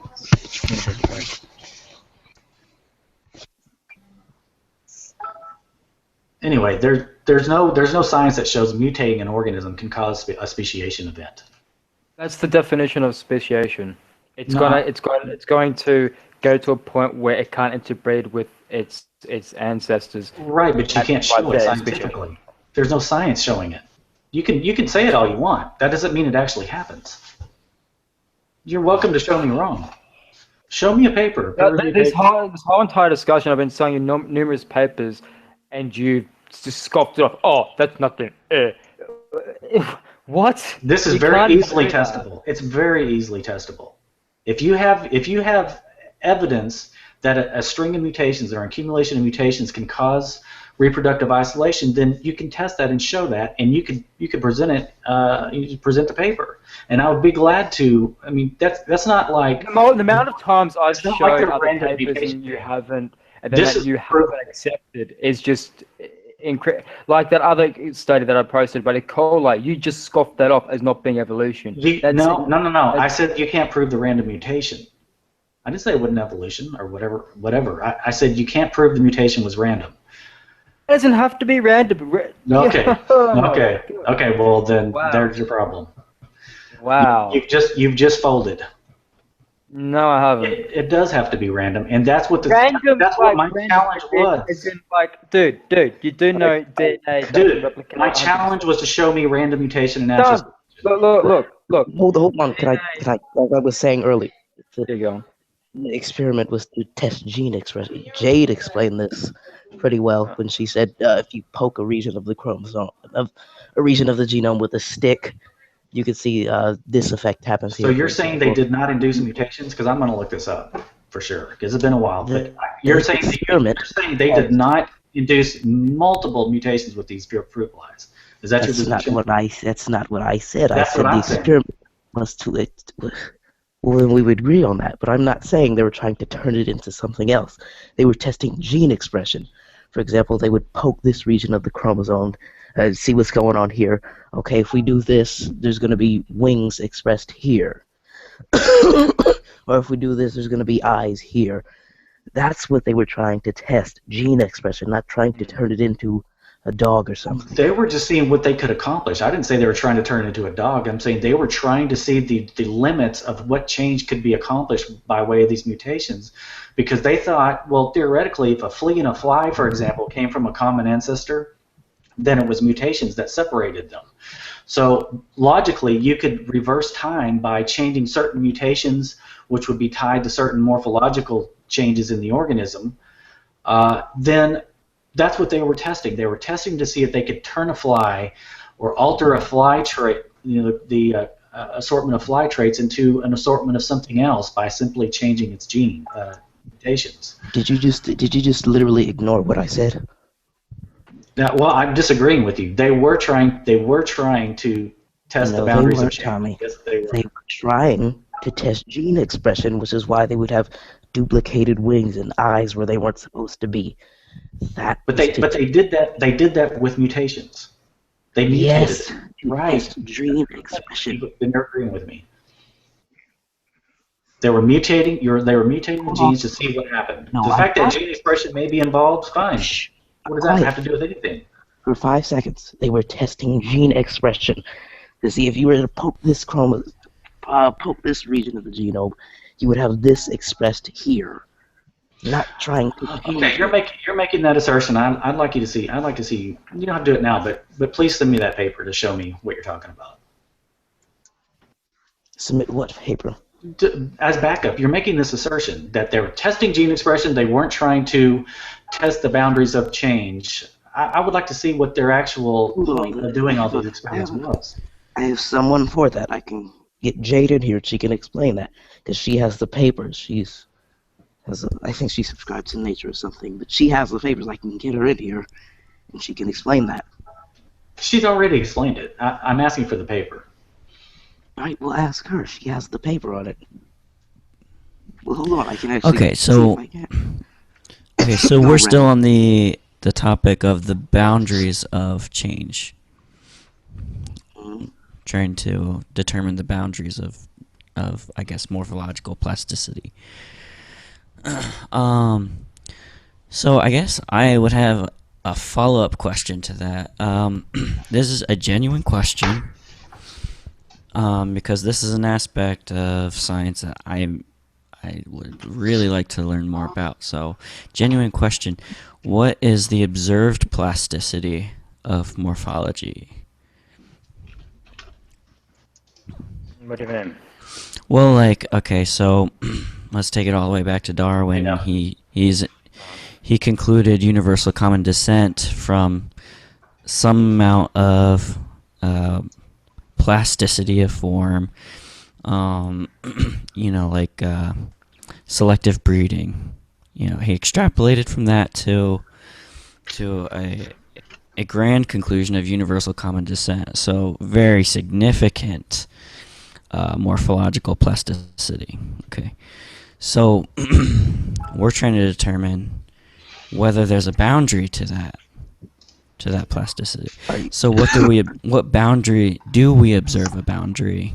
What range of plasticity do we observe? If I'm correct, are you asking what's Well, I think the limit to phenotypic change? the better question is what's the evidence that there's limitless phenotypic plasticity? Because you're claiming what's the evidence that there's no limit to a thing? That's really a non sequitur. The question really is what's the claim? You're the one who claims that phenotypic plasticity has no limitation. That's what you need to. That's what you need to provide evidence for. To say that what's the evidence that A is true when if you claim B. Can you excuse me for a second? Why don't you not? No, I'm not going to. All right. Let's not talk over each other. Yeah. Let's ask the question. But let's be a little more mature. Well, I'm gonna leave because if I have to cut out a motherfucker again, I'm not gonna do that. All right, guys, I'm gonna have to start muting here. Let's not talk over each other. Nephilim, you have a point? Yeah. Okay, let's make that point.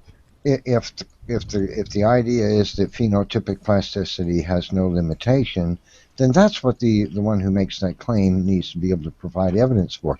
To say that what is the evidence for a limited phenotypic plasticity is to say, what is the evidence that triangles are not squares? You see, it's a non sequitur question. You see, it's like asking for the impossible, even if the impossible exists. If you're going to make a claim, you're the one expected to provide evidence for it. Well, yeah, that's pretty much, I guess it's somewhat the point that I was kind of making, although I was kind of trying to be neutral on it. And I would really like to get the point of view of somebody from the evolutionary position to answer, because maybe I'm not hearing it correctly, but what I think I'm hearing from the evolutionary standpoint is indefinite extrapolation from pretty modest observations. And so that's why I asked the question, what do we observe as the range of plasticity of form? Because we asked, do we need to draw that line? And so now I'm asking, have we observed enough in order to draw that line? You know, what is Well, the range? the evidence for it's going to exist in two places. It's going to exist in what we observe about living things, and examples of phenotypic plasticity that we can observe take place in living things in real time. Okay, and it's going to exist in what we infer about the fossil record of life, about what we examine in the fossil record of life, but then we have to justify our beliefs about what we think might be examples of phenotypic plasticity in the fossil record. That's the problem for I would say, a great problem for the evolutionists, because they're not going to be able to show that the physical forms found in the earth as fossils are actually going to demonstrate unlimited phenotypic plasticity, because the transitional forms simply aren't there. So we go back a step. We come back to what are the observed examples of phenotypic plasticity that we observe in living things today, and the observed examples are highly limited. And I'd like to read something, going back to what you said about the fossil record, Neff. This is from Gould. He says, every paleontologist knows that most species don't change. That's bothersome. It brings terrible distress. They may get a little bigger or bumpier, but they remain the same species, and that's not due to imperfection and gaps in but stasis. And yet this remarkable stasis has generally been ignored as no data. If they don't change, it's not evolution, so you don't talk about it. And so what Neff was talking about, I think, is correct. You look in the fossil record, they don't see any sort of massive sort of plastic, the ability for individuals to change in a grand sort of way. So you do have to kind of look at what's around us and, you know, look at the last 100 years and see what's gone on with fish and birds and various organisms that have experienced evolution or environmental changes, and see what kind of changes they can come up with. And I think it'll kind of mirror what's over here in this quote from Gould. They make it a little bumpier, a little bigger, a little smaller wings, a little bigger beak, but aside from that, it's pretty much limited. exactly, and not only that, if phenotypic plasticity has no limitation, we need to know we should know of a mechanism for it. In other words, that we should know of a biological mechanism whereby phenotypic plasticity is unlimited. A mechanism in biology which makes phenotype unlimited in change. No such thing has been discovered. And it's been demonstrated for 90 years that random genetic mutation is no such thing. So what in the world is this mechanism that causes a limitless phenotypic plasticity in organisms? Well, let me ask another question, kind of a devil's advocate. That's kind of a devil's advocate. Do we have any reason to put a limitation on plasticity? I'd say yes. Observed examples and the fossil record, like Tommy pointed out. And that's testable. You know, plasticity, developmental plasticity, these other mechanisms, all they have to do is stick the organism in a challenging or different environment and let them breed for a few generations, or even watch them over one generation. Sometimes they'll change. But over 5 or 10 generations, whether it be mice or butterflies or whatever, they could actually document and note what type of changes that can happen, and they can just see what the boundaries are. But I think they know. The fact that they're not saying anything about it is kind of speaks volumes. That I think they know there's some limits, and that the limits aren't very far out from what organisms actually are in their basic shape. Well, it depends on what the environmental factors. Again, I cited that one from nature that you, again, blatantly ignored, where you see a population in lab conditions change over time in the metabolic pathways. That's and it won't change into anything else because that's not what the environment's demanding or within its capabilities. It's as What is it about that? It's not. Shut up! It's not going to change into a It's not going to change into, say, a rabbit. If don't try and talk over me again because I just picked you up on that. You're going to get 3 warnings. You do this all the time. You're in the hangout with Fiona. You did it. I'm not going to stand it. You're going to get 3 times. You do the same thing. You do the same thing. but he's renowned for it. Just stop. So, again, that's Well, putting that there. what examples do you point to for this limitation of phenotypic plasticity? And what Well, is for the example, mechanism? in that case, that paper provided, it's not the coli is just changing its metabolic pathways. That's evolution given just there. It's and I also provided another paper on phenotype plasticity, just there from Nature Heredity. Okay, so Would you call plasticity evolution?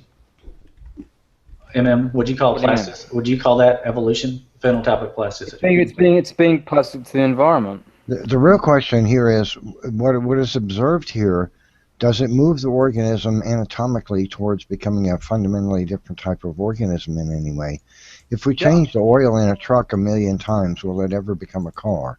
So if we change the biochemistry of what's going on in the cell of the organism, and there is such a thing as programmed translational frameshift mutation, whereby in organisms for their immune system, for example, there is virtually no limitation that we know of in the ability of it to create modifications of the information necessary to combat.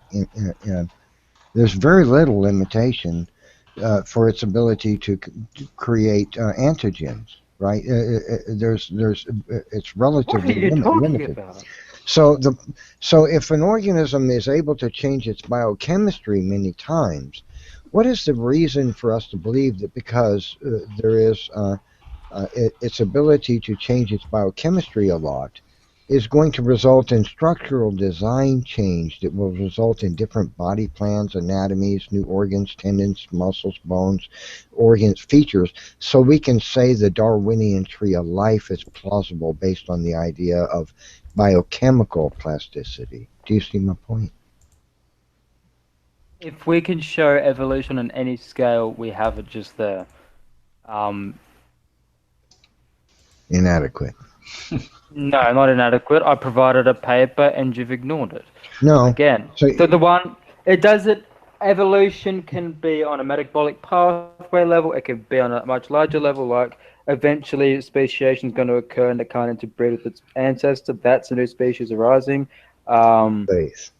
Once more, I'd like to point out that I do clinical pathology and biomedicine. I do not do evolutionary biology. If you guys cannot separate the differences in these fundamental scientific disciplines, then you're extremely lacking. Hey, I want you to back something up. I want you to back something up. One moment, son. Can you let me finish? Because how you guys see people in that kind of area, who says they know everything about all sciences. That is idiotic. I want you to back up. You said that there was a metabolic change or change in the metabolic pathways in regards to this. Okay, I want you to show me that. I provided a paper. I want you to quote it. Quote it. I want you to quote that part. Well, the last time I quoted something from a paper, you just ignored it. Again, on that melanin one. What I asked for. You told me to quote, and then I did. And well, but it has nothing to do with what I asked for. I want you to back up what you said. That it actually changed the metabolic pathway in the Linsky experiment. Because as far as what I've heard, don't tell me to shut up. I just did. All right. Let's talk with a little respect here, guys. It's hard to do that when people just. Well, the real problem here is that the evolutionism theory claims it's so stupid. No one in academia calls it evolution theory. The evolution theory claims that fundamentally new types of life arise from antecedents. That's what the evolutionists claim.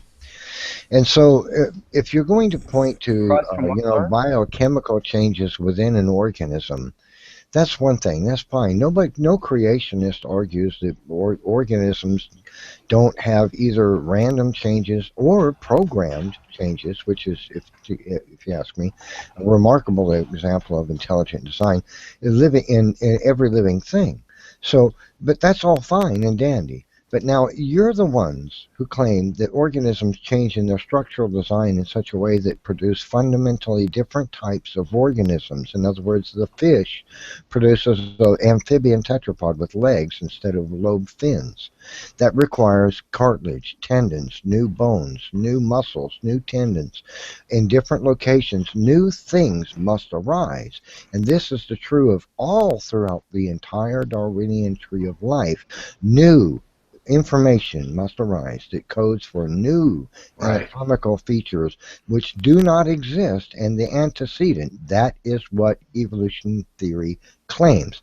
That is the fact that evolutionists shy from today and run from, and then point to biochemical changes within a cell as if that's evidence that structural design changes take place, which results in new anatomical structural design, which would support the evolutionists' idea of a Darwinian tree of life. That's what the creationist does not disagree with the phenotypic plasticity. We're the ones who put forth the idea.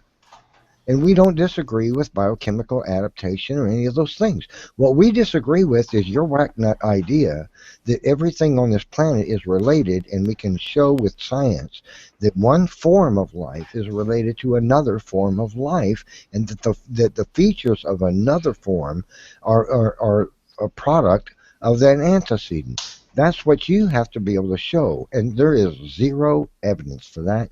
You're challenged to provide it. Where is it at? Okay, well, I've done this before in the last hangout I was in with you.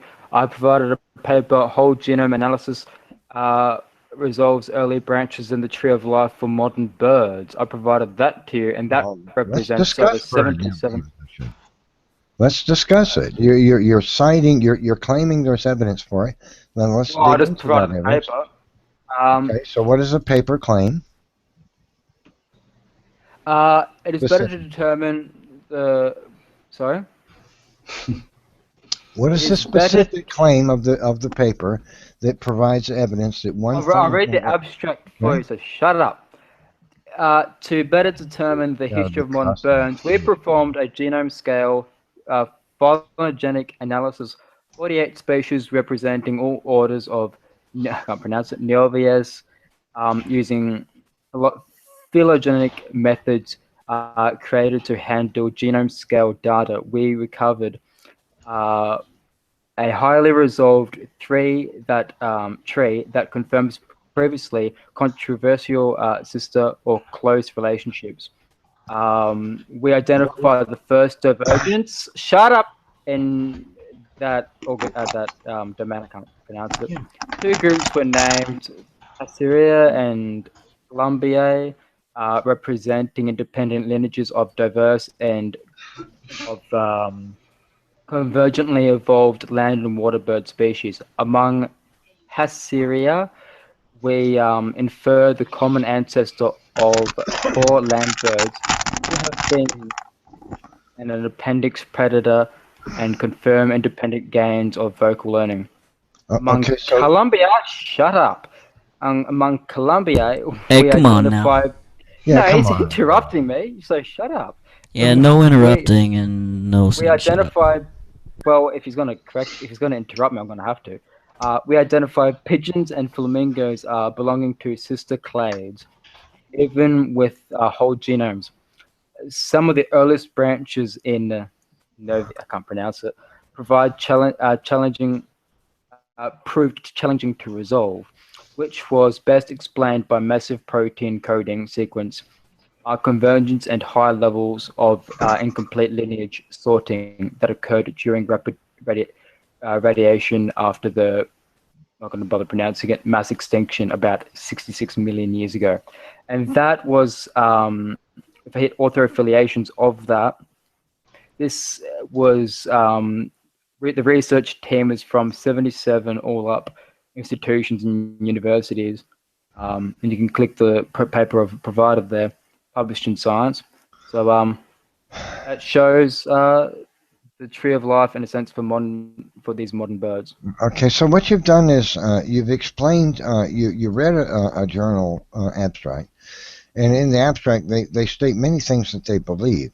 But what I'm wanting to hear is, where in the abstract did they say that they find uh, critical evidence? Because what they state is many faith statements there. Now you mentioned flamingos. Uh, Now, can you tell me, please, when do you believe flamingos came into existence by evolution, according to I that haven't looked. company or any other? I haven't looked into specifically flamingo evolution.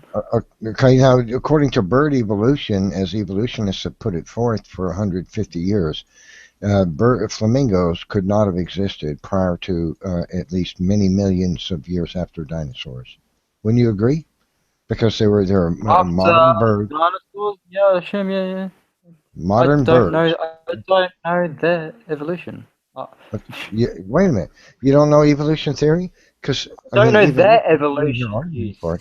suck. Well, wait a minute. You're arguing for bird evolution. You mentioned From this flamingos. paper, Uh, but I don't know their specific time scale. Is that yeah, wrong? No, it's yeah. not. Evolutionists believe that flamingos evolved many millions of years after, at least 20, I probably suppose. I 40 don't know. Get on with millions it. of years after dinosaurs existed. Well, the problem for that is that flamingos have been found in dinosaur digs. A fully And, modern, and so, and so can this you argues, citation, of course, excuse me. So citation, yeah, I'll give you an example. citation, This argues against the evolutionist idea. citation. I'll give you that. Okay. This argues against the evolutionists' idea that that birds evolved from theropod dinosaurs. There's lots that we could discuss about that. But what you wanted to look up for is Dr. Carl Werner. And Dr. Carl Werner is a creationist scientist, and he has done extensive research on this matter. And what he has discovered is this: that if you go to the Citation from a journal, please. No, I don't play the game of got to be in a journal for it to be Yeah, scientific. it does actually. No, it doesn't. That's a fallacy. Yeah, it does. No, it's That's a not. lie. Research has That's to a be non published. sequitur. No, it's not. That's not It true. does. That's how we do science. No, I it's provided not. something published in I'm sorry, Nature. that's not Why true. can't you provide me something published? I'll give you an example of why. Well, that sounds like a separate debate point. No, I I'll mean, we give could you- finish this current debate point, and we could move on. Well, I give you an I need example as to something why. that's published in peer I'll review. give you Come an on. example. I'll give you an example as to why it doesn't have to be published in a journal to be scientific. In fact, even according to the evolutionists themselves. Okay, you ready? Dr. Carl Werner went to a dozen to 18 to 20 of the world's most prominent dinosaur digs going on the Earth with his wife, who is an accomplished photographer. I don't And care what she does. listen to me. And asked the leading researchers at those digs, have you found any modern plant or animal fossils in these digs with the dinosaurs in the same strata? And the answer from every single research Citation.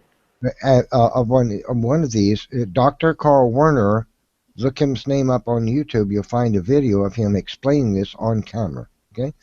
Every one of these digs, the answer was no, they have not. Now, he also went to every single one, to at least 12 or 15 prominent natural museums of natural history around the world, and asked the curators of those museums, have any modern plant or animal fossils been found in these dinosaur digs where they dig up dinosaur fossils? And the answer every time was yes. Complete contradiction to what they were told by the paleontologists. Citation. Okay, on the site. So there's a discrepancy between what you're told by the scientists who did the digging and what the scientists actually provide. In fact, he noted by examining the fossil finds at these dinosaur digs that are cataloged in the museums, 433 examples of modern mammals and plants that have been found in dinosaur digs the evolutionists will not display in their evolutionary displays in natural museums of history. Citation. Is it so flipping name is hard to provide a Dr. citation. I Dr. want a Carl citation. A citation. Dr. Carl Werner. My name is on a citation. Do you know what a citation is? Okay, that's Give me an article, anything about it. Come on. I'm not going to take your word for it. Give me something. Come on. I don't really. Well, why don't we just leave it at that? You're not going to take his word So for it. I need peer review. That's the and that was Peer review is a Yes. stonewall against creation. That's what it was designed to be. That's because what it no. is. It separates the bullshit from It's a from science. conspiracy against Yeah, creationists. it really is. That's what the history of it is. It's well documented. Of course. That's exactly it. Absolutely. Of course. Yep. Do you know Right how on. many secular scientists themselves have argued against peer-reviewed journals because they do that very thing? Do you want citations on that? There is some bullshit does get passed. I can shut up. you I want can cite citations for on that? example. I can cite for example, where Eric Selene he got his work published. That's saying GM corn and May Roundup cause tumors in rats. That was retracted bad study design and such and withheld information, but it got peer reviewed, but it got pulled. So some shit does go through, but it quickly gets found out again. But still, No, it's the not biggest, it's the best thing we have No, it isn't. to, yeah, go by all means, provide a letter to a journal and give them what you say what you I should can do. provide you science abstracts from journals and give you the link to them that disprove They evolution. say that Well, things get passed. here's Of my point of course. view. That disprove evolution theory, and they're written by scientists who are evolutionists, and they publish them in the science journals, and they don't even seem to realize You're, that what you're they're the writing. same. Excuse I me. had. No, I'm not trying to talk over you. Please don't talk over me. And these Alright. scientists, what they publish in the journals disproves their own theory, and they're completely. No, it doesn't. I know you're talking about. You're talking about the genetic hotspots. Look, I thought we were going to have a talk where we don't talk. No. Fuck that. I've covered genetic hotspots with you Oh, before. it's come to the And point from where you Nature, won't be able to. published in Nature, See, when and you I get this channel, searched in you can't Nature. stop talking for over. citation. No, this is because we've covered this. All right, so I just wanted to jump in here, and just So it's no longer. I don't. Hold on a second. I'm saying something now. Whether or not something is peer reviewed or whatever. Okay. Yeah. Okay. Maybe that's good. It's been vetted or whatever. But as for the content of the argument, it tells us nothing about the truth of the argument. Yes, I it does. I don't think it does. No. Yes. Well, you haven't by saying that something is peer reviewed, you haven't explained the rationale, you haven't explained the evidence, and that's the thing I'm more interested in discussing. Do you Not want me whether to- there's a handful of people that agree with it. Well, it doesn't just mean that they agree with it. It means that these people with the intent of proving it wrong have scraped over it again with the attempt of trying to disprove it, so they could make a name for themselves, and were unable to do it, and thus the resulting article remains in peer review.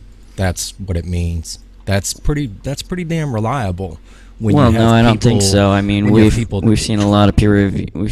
Just the other day we saw like 60 peer-reviewed papers be retracted. How did they get retracted? Who was that's what responsible happened. for Well, it? probably subsequent review or something. Yeah. Yeah, but they were initially admitted. Yeah, into the exactly. journals. That's no one But says. my hold on. simple point is that it doesn't actually help us to explore the actual issue we're discussing. It's a secondary, it's a tertiary point to say that something is peer reviewed. I'm more like interested in asking- the subject matter. It's like asking somebody's, maybe this would be a good example. It would be like asking all of your girlfriend's ex-boyfriends about her personality. You know what I mean? They're fully intended on doing her wrong and don't have an ulterior motive. And do you see what I mean? Just it's not just putting a paper in there and hoping somebody looks at it or hoping no one notices how flawed it is. I mean, to shit on the peer review process is to shit on science. No, I think peer review's fine. I mean, You said it's in pretty principle, meaningless, though. in principle, it's fine. No, I didn't say it was meaningless. I just said that you don't actually get to the content. When you say that something's peer-reviewed or not peer-reviewed, you're not actually discussing the or the topic. It's a Right. tertiary issue. Right. So But what it's I like- want, it's this is the upholding- thing. What I want to do is have the conversation about the things that the peer reviewers would be talking about. Not Okay, saying that that's it's fair. actually been peer reviewed or not peer reviewed. I want to act like the peer reviewer and explore the actual issue. That's fair enough. But when MMA read a lot of that one peer-reviewed paper, did you take notice to what Neff did with it?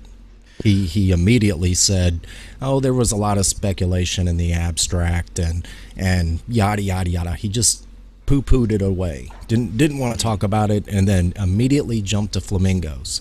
He was just listening for key words that, like, if he hears the word might, if he hears the word maybe, You bet. he's done with it. And if you ask Neff, is there evidence that could go against creation? Well, He'll tell you no. There can be Okay. no such thing, and that's So- dishonest. So, Well, Sean, I take- are you claiming that the abstract provides empirical evidence of the claims in it? Is if Let's so, let's give you an overview. we Neff. want that. Here's a Excuse me. Neff- Hold on. You're talking over me again. Are you claiming that the abstract provides empirical evidence, or is it when you mention these, we believe, and it may be these are speculation statements? Naturally, don't expect us to be idiots and think they're not. If an So abstract let's was not written in a let's not- good hold way, on, I'm not done then with my it should question. be Let's not twist speculative what, statements. let's not twist what's going on here. Are you claiming that the abstract is providing empirical evidence?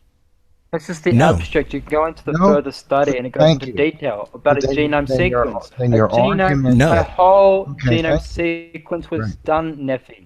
Great. Then Even thank you. even in this paper, it admits there's still some incomplete lineages, but overall, it provides a whole genome Well- evaluation for the tree of life for modern birds. How So do you not grasp this? Explain to us what this evidence is that the tree of life just- is verified It's by a birth. genome-wide sequence, and it shows. Tell us what about it, because I can say elephants came from left tires on Ford F-150s. I just want you to tell us if you can extrapolate the evidence. I'm not interested. Just telling us the scientist says so is not good enough. for me. Right, so it's over. It's What- hold what on. is It's the from evidence? over 77 research organizations Okay. and a whole bunch of scientists from that field. That's not just so good you enough know. for me. I want you to be able to tell me what the evidence is. Don't just tell me No. what he provides. Well, that's kind of my point as well. Well, what is Okay, it? I'll read the conclusion then. I'll read the conclusion statements. In conclusion, our genome scale analysis supports the hypothesis of a rapid radiation of the diverse species occurring within a relatively short period of time. 36 they might- lineages. Shut up! I'm reading the conclusions. 36 lineages within 10 to 15 million years. Whoa! Shut up! So it's figure one. Shut up! How do you like it? During, All right, during come the on. cave- Okay, so here's the during point. I'm still reading that. No, you've read it already once. Crying out Reading the loud. conclusion, that was the abstract. Do not know the difference. Holy shit. Look, Figure they one. might believe- During the Okay, KP MMA is gonna read the conclusion here. Go ahead, MMA. Thank you. During the KP transition, with many interordinal divergences in the 1 to 3 million year range, this rate of divergence is consistent with modern speciation rates. But it is notable that so many lineages from a single stem lineage survived extinction. So, subsequent ecological diversification of surviving lineages is consistent with a proliferation of the earliest fossil stem representatives of modern orders of the latest I can't pronounce it. Paleocene to Ecocene. Our finding is broadly consistent with recent estimates for placental mammal, but see figures, and thus supports the hypothesis that the KP transition was associated with a rapid species radiation caused by a release of ecological niches following the environmental destruction and species extinctions linked to an asteroid impact. See figures citation 245 and 112. That's the conclusion, Marx, just for you. Okay, so now let me tell you what a creationist would have to say about that. Pink space monkeys drove around Mars throwing pizzas out the windows, which morphed into rocks. Good job, MMA. You broke Neff. Which you broke him. Became Ford F-150 pickup trucks, which listen, he's broke. Which begat sillybillies. And sillybillies then, therefore, are evidence that the sillybillies are related to the... Refresh, Neff. Refresh, Neff.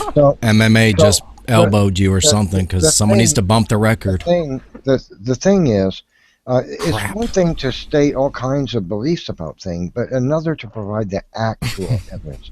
And what you've done is read a conclusion made by evolutionists, but without explaining any of the actual evidence for it. Broken in half. So I'm not concerned about. Wait, I'm not done. Wait, I'm not done. I'm not done. I'm not done. It's in the paper. I'm not done. I'm not done. Okay, so what I'm concerned about. Wait. You have to wait a second because we're not going to talk over each other all the time, right? You don't want me to do that to you, so don't do it to me. Okay, so the difference is that I don't care a damn about the evolutionist conclusion is. That don't mean jack squat skiddly. Okay, what we care about is the evidence. Okay, that they cite. All right, because that's all that's important. I don't care about their conclusion. They're abstract.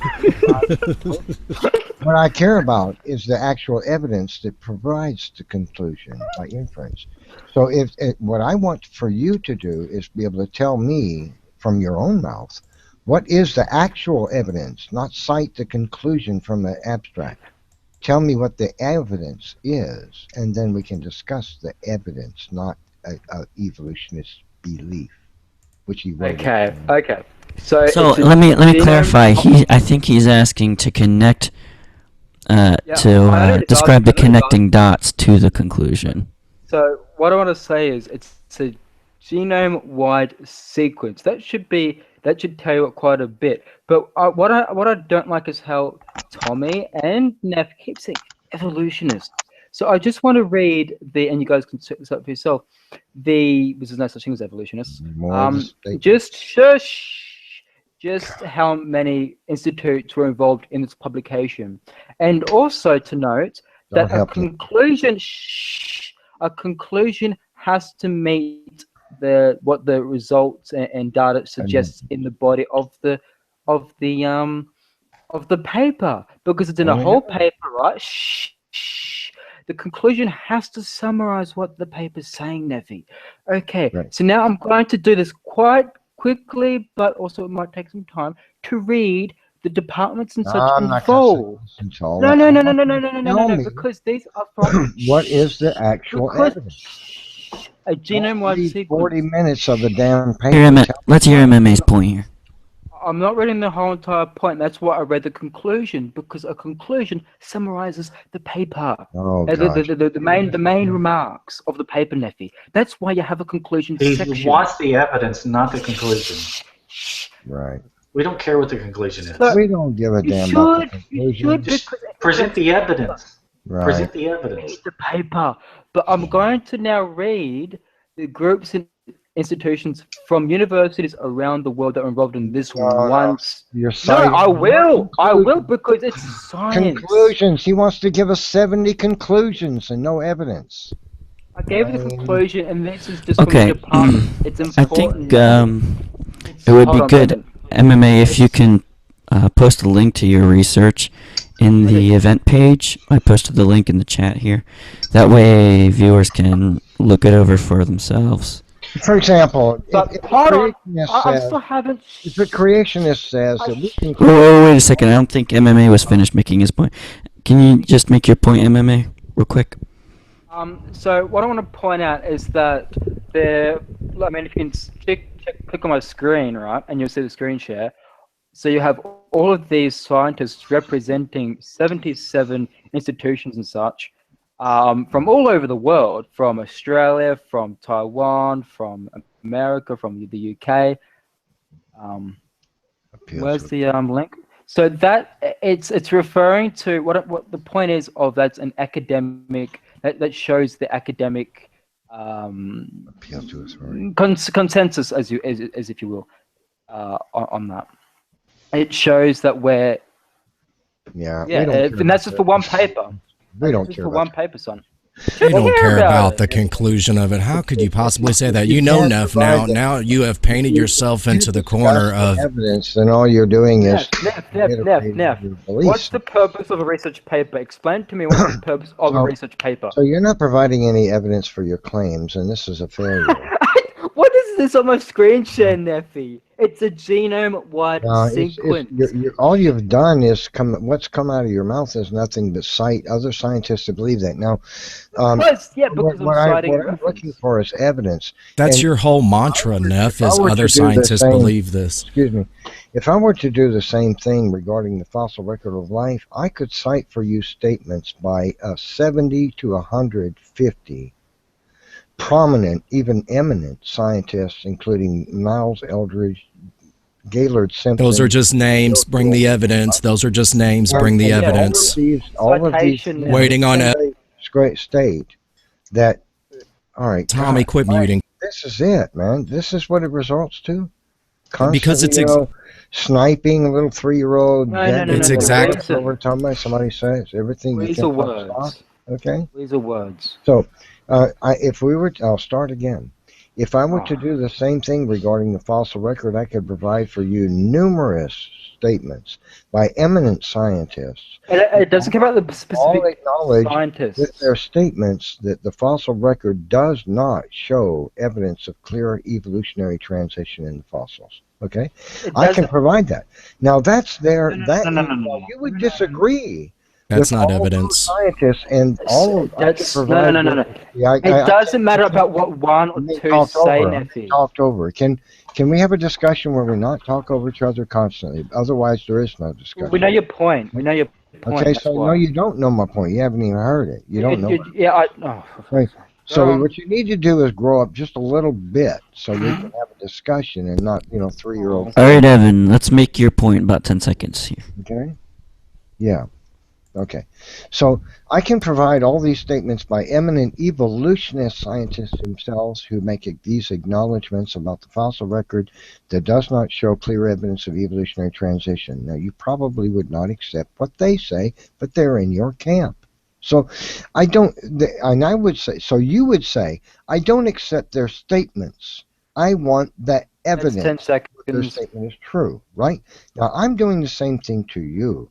I don't care about their conclusion. That's 10 seconds, Brendan. I want the actual evidence.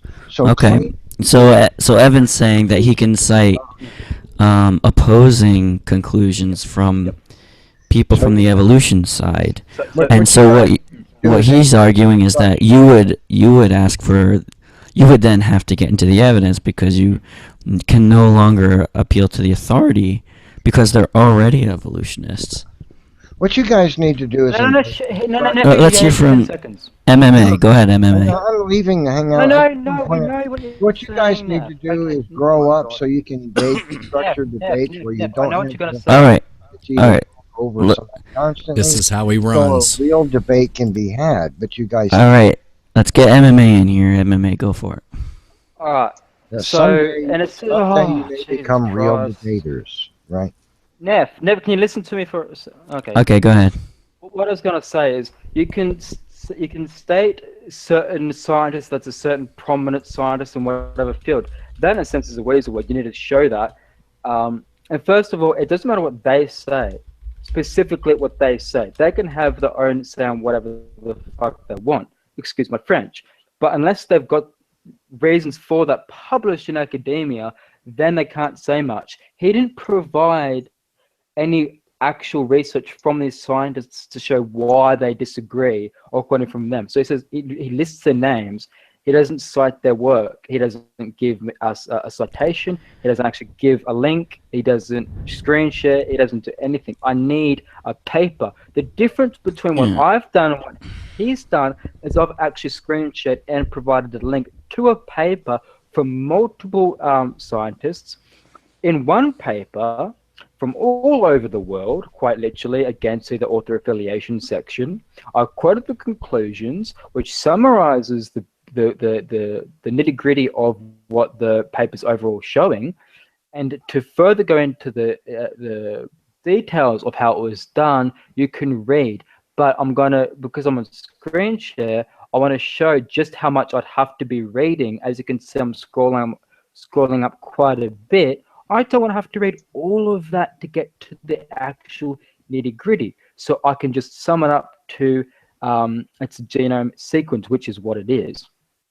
And this paper itself cites over, cites over 278 references. So this paper also cites a lot of other papers. That's what it comes down to. Neff didn't do that, and nor did Tommy. Well, I mean, I think that it's good to compare competing pieces of evidence. And so thank you for presenting some papers there. That's pretty cool. I still don't buy it though when we talk about this is published in peer review and stuff. Not that I have anything against peer review, but I feel like it outsources the conversation to the peer reviewers who are having the conversation that I want to be having. So I agree with you on that. Yeah. Yeah. I see what you were asking for a different conversation. Right. And what I kind of would like to hear more of, not just on whatever point it is we're discussing, I don't even know where we are right now, but just in general, is connecting the dots from the evidence to see how you get to the conclusion. Not just stating the conclusion, saying it's in a peer-reviewed journal or whatever, but actually describing why the conclusion logically follows from the evidence. That's the conversation I'm more interested in. Okay. Well, the reason in the first place why I mentioned peer review is the first time I mentioned it, if you go back, was because Neff was stating what he was stating, as I just commented on. So I was asking for something to be peer reviewed, and he was saying it doesn't need to be. The reason why I want research that's peer reviewed is because, well, at least it's been through a panel. As I can acknowledge, and so does everyone else in academia, that says that, yet some things do get pulled through. Some things do slip under the radar, but they'll get pulled out fairly quickly. Again, because I'm mad about GMOs and, I love them, right? Eric Selene, he published work, and that was quickly found out because it was just rubbish and all that kind of stuff. So that was quickly pulled out and noted on by even regulatory bodies. So that's the reason why I demanded something peer reviewed by Neff. So the discussion I want to have is on this paper. What it just in general, I don't even know what point we were even discussing anymore, because I've been in and out of the conversation. Just the principle there, of describing how you arrive at the conclusion from the evidence. Well, so you would have, so a good thing is to have is a large sample size. Well, yeah, it depends on what type of evidence we're talking about and for what. For example, toxicity studies, we want a larger sample size. We want our rodents to be, so for example, with Selene, what he did was he used rats, rats or mice or both, that were known to developing spontaneous tumors, Swiss and Sprague-Dawley rats, Swiss mice and Sprague-Dawley rats, and that's well documented for since fucking, I don't know, a very long time. And so I would want to use a species of mouse or rat that doesn't have that kind of thing. So I want my controls, I want to have a large sample size, I want to have a good control group, everything to be nice and clean and cut, as in I don't want to test multiple things, which is what he did. And so I want to show either in vivo or in vitro, or both preferably, show that it happens for. So vitro is used for more or less the mechanism of action, and vivo is more within the organism. So I'd want to use that, and that shows a nice clear mapping of how you arrive at the conclusions, whatever the evidence results have pointed to. It just depends on what you're studying for, really. Yeah. So for this paper, That's pretty it's cool. a genome sequence. I have to go to the methods on this paper. Where is it? Yeah, and I mean, like, it's hard to talk about specific pieces of evidence in a hangout conversation because unless you would decide ahead of time what pieces of evidence you want to look at, it's like you have to read it and study it right there on the spot. Yeah. So it's kind of Um, hard to talk about specific data points. I kind of like to discuss the principle of things when it's on a hangout. yeah, of course. But So one of the things with Neff and another hangout we did that was from he made it himself. We're talking about genetic hotspots where within the DNA in a certain area you have a lot of genetic recombination. So that's a genetic hotspot. And so he was somehow trying to use this to disprove evolution. And so I said to him, well, hold on, you quote in the paper where it says that, and it didn't. And this paper was published in Nature. Then so all I did was just type in genetic hotspots evolution into nature's search engine, and then I had at least another 20 or so papers, and they were talking about the confirmation of evolution. And so I just cited those to him, and he quit. Um, and literally, I was quoting the conclusions of the paper he gave, and he was kept referring to the title. So for Neff, his problem is he quote mines even just the title itself. And so I don't mean to be bashing on him, but that's one example. Or the abstract. He frequently Yeah, quotes from the abstract itself. yeah, I did it as well, but then I backed it up with the concluding remarks. And then from him, he didn't even bother with the concluding remarks. And so it's with Neff, what he does when he quotes the abstract, he quotes sentences only from the abstract. Yeah. So not even the full abstract. Yeah, that video was taken down. well, did you guys make any progress on the question of the plasticity of a form at all? I had to step out. Did you guys get anywhere with that? Not really. I was a bit iffy on what they were talking about in that sense. Where did that paper go? Plasticity, yeah, it happens. I don't get where they're trying to go with that. Here's a paper from Nature Heredity talking about rethinking uh, phenotic plasticity and its consequences for individuals, populations, and species. But I don't. I'll provide this in the chat and where else you want me to. What Nephilim generally is arguing when he brings that up, if it's Nephilim you're talking about, because I've seen him make the argument before, is that imagine an organism's genome. Imagine it like a sponge, for example. When you put stresses on it to the environment puts stresses on a genome, that the sponge will conform to the environment. But as soon as the stresses are released, the sponge relaxes, the genome relaxes back. So he argues that the genome of every living thing has this plasticity. It has this ability to adapt to environment, just like you can take a sponge and you can sort of press and you can put it under stress, but it's limited. You can't take a sponge and stretch it out to a mile, it'll just break. So you can't ever turn something that looks like a dog into something that doesn't look like a dog, because you can't stretch a sponge. It's only plastic to a certain amount. That's generally what he argues for. Yeah, and okay, I don't remember if he made that point, but I know that I did raise that question because it's something that I need to study more. And I guess the question was about the bounds of morphological plasticity.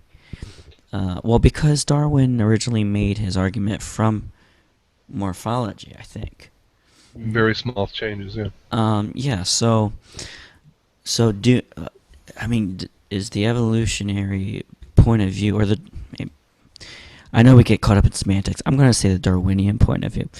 So is the Darwinian point of view that we can extrapolate indefinitely from small morphological changes, that there is no real bound to morphological plasticity? Or how do we determine the bounds of plasticity? And what is the observed plasticity? I think these are all very relevant questions that are not talked about nearly enough. I think the argument that would be made is that essentially, like, if you talk about plasticity in the general sense, like if you look at why do we say things are plastic? Because there are limits essentially to deformation. That's what plastic means when you talk about deformation. That whatever it is, whether you're talking about a metal or a plastic or anything, it will stretch to a certain point and then it will fracture. Now, you can look at that in metals, like you can see mechanism for fractures. Like atoms can only get so far apart from each other, in which case they're going to be separate. It's going to be two different planes. If you look at shear planes and steels, for example, they can only get so far apart before the steel will separate. It will no longer be connected. But the thing is, if there doesn't look to be a mechanism there, if there doesn't look to be something that could constrain the changes, then it isn't unreasonable to say that small changes could accumulate unless you can see some kind of division which says that, no, it looks like at some point the atoms will be so far apart that fracture will take place. So that's the argument that I think would need to be made. What would cause the small accumulation to have some kind of change that a dog could never become anything that doesn't look like a dog? Yeah, and that's actually, I think I brought up a similar point that I posed to the creationists. Yeah, maybe the evolutionary point of view extrapolates quite a lot, but on the other hand, you have grounds for imposing limits on that mechanism. Something that I pointed to was, again, I'm going way outside my comfort zone, both in terms of me talking with my voice because I have a cold, but also in my familiarity with the science on this point. But there's some research where, like bacteria, I think it was, a lot of times in order to survive, they shed genetic information. So the implication there is that nature selects for survival alone. It doesn't necessarily select for creativity. And if it turns out that most of the time what nature is selecting for is loss of information, then that would seem to impose a limitation on plasticity. And then there was another thing that I referred to. I'm trying to remember what it was. There was that, and I can't remember right now. But I think it's an open question about the bounds of plasticity. I don't think either side can help themselves to the conclusion. But again, I'm learning about it though, so. Yeah. I'm not even that.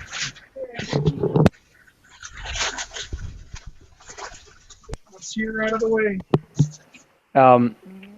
Yeah, it's a bit out of my depth as well because I do other areas, clinical pathology and biomedical. So even still, we touch a lot on genetics, and we do, but still, evolutionary biology is different. And so that's the thing. Tommy and others think that medical study as well. They think that we're capable of understanding all of it. So that's why I'm saying I don't know the evolution of birds that well because it's not in my area. It's it's thinking from like 60 years ago where they think, oh, science, they know everything about every science field. That just pisses me off. So there's things I get wrong sometimes, I'm not afraid to admit that. Yeah. Well, I think it's interesting simply just raising the question sometimes. Oh yeah, and of then course, yeah, returning to definitely. them later. Yeah, but that's why I provided. It's because I was that plasticity. I'm like, shit. Okay, you did a quick Google search as you do, and of course I had to type in Nature or some good journal, and so I found that paper. So I'll have to give that a good read later on. Yeah. But for the fact that it doesn't say it negates evolution, I know that's not what it's going to jump to the conclusion of, because science would be in a hissy fit right now about this particular paper. So, Yeah, I think it's unlikely that a paper would say that. I yeah, I mean, personally don't think that that universal common descent is falsifiable personally, but that's a whole other issue about the yeah, philosophy of science, I guess. yeah, with say the fossil record, I would need to see, uh, and sadly, Steve made a good counter to this. I was going to say, oh well, if I saw the human, I saw a human, and so the Precambrian, for example, a fossil of a human thing. He said, well, well, what if it was time travel and not that too complex, but it's like, well, shit, fuck. Because it doesn't go directly against evolution in the sense that in the genetic aspect, which is key to evolution, but that could be Well, a there's thing. even a Um, simpler explanation than that. If you saw the Bill Nye debate with Ken Ham, I think time Ken ago. Ham posed that very question to Bill Nye, and Bill Nye's response was simply that geology, it shifts things around, so it's entirely feasible that a fossil got shifted completely out of place. Yeah, that's true. I don't Well, see why So, not. Yeah. so even the go-to example of falsifiability is it. I think it does not show that evolutionary Yeah. theory is falsifiable.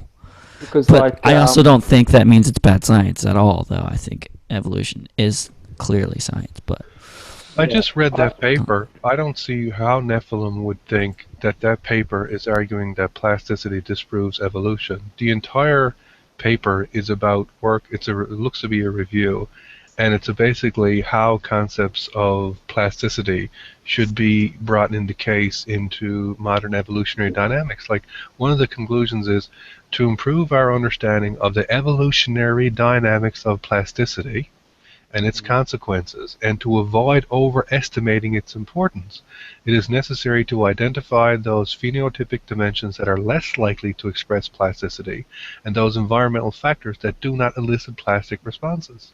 So it's I don't know where he would get the conclusions that he draws sometimes. yeah. Wait, this plasticity one, yeah. Um, yeah, that's the thing. He pulls that poo. Um, again, same with the genetic hotspots. He did the exact same thing. Now, I would say, Brandon, like you brought up a point that let's just say, we don't know 100% certain this is true, but let's just say that in general, natural selection will tend to select for minimizing information or reducing information. Let's just say that that's a fact. I'm not saying that it is, but let's just accept that as a fact. I do not think, therefore, it follows that that means that there's a hard line between what can be produced from variation. Like, it should be rather easy to understand. Imagine, for example, that all the editors in the world always select their proofs based on that kind of criteria. They always select based on simplification. They always select based on the most efficient writing, the shortest novels, all that kind of deal. You could still have, due to variations, you could still have people writing books, which would be essentially the effect of, say, mutations, random or otherwise, that get put out there. And even if the overwhelming majority of selection processes are minimizations, it only takes a couple that don't select that for large-scale effects. Like one of the examples of this is really famous recently is is J.K. Rowling's work on Harry Potter. That was rejected over and over and over again because of many, many things about the book. It was really complex. It had many, many characters in it. It didn't seem to be suitable for talking about this for the age group and all this kind of stuff. But she was rejected over and over again. So the vast majority of the selection processes was against that. But just look at what happened. It only takes one, and there's a massive change. I mean, there's a whole genre that flew up because of that. So I don't think mathematically you could say that to be a hard limit. Well, yeah, but Cliff, I think I look at that a little bit differently, though, because if you're talking about, hold on a second. If it's possible that nature can select for a feature that degrades information. Sure. Okay, right. So, so it doesn't necessarily select for an increase of functional information. So you have positive adaptations, then you have negative adaptations.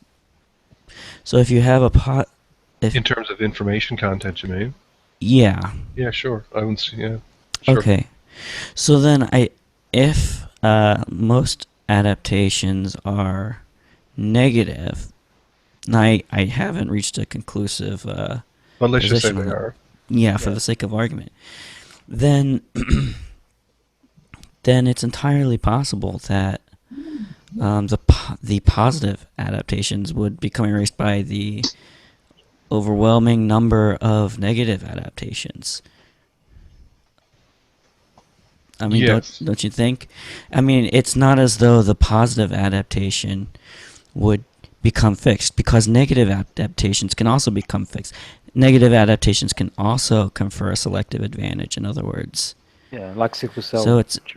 So if there are more negative adaptations, then I think you can build a case, a mathematical case, that the positive adaptations are likely to be erased. Yes, I think I don't think I would oppose that, but what I would say is that I don't think sets a hard line. It sets a probabilistic line, sure, which is why in general, if you were to look at some kind of cladistics tree, if you had the case that that positive mutations were maximally, essentially that every mutation that happened was positive, then what you would and that they were always selected, then what you would have would be this massive divergence of morphological forms. I don't think that's what they see. So I think what we see, if anything, is very, very slow evolution. So what we do see seems to support the fact that you don't get very rapid divergence, which is what you would need to have if most changes or variations to the genome were beneficial.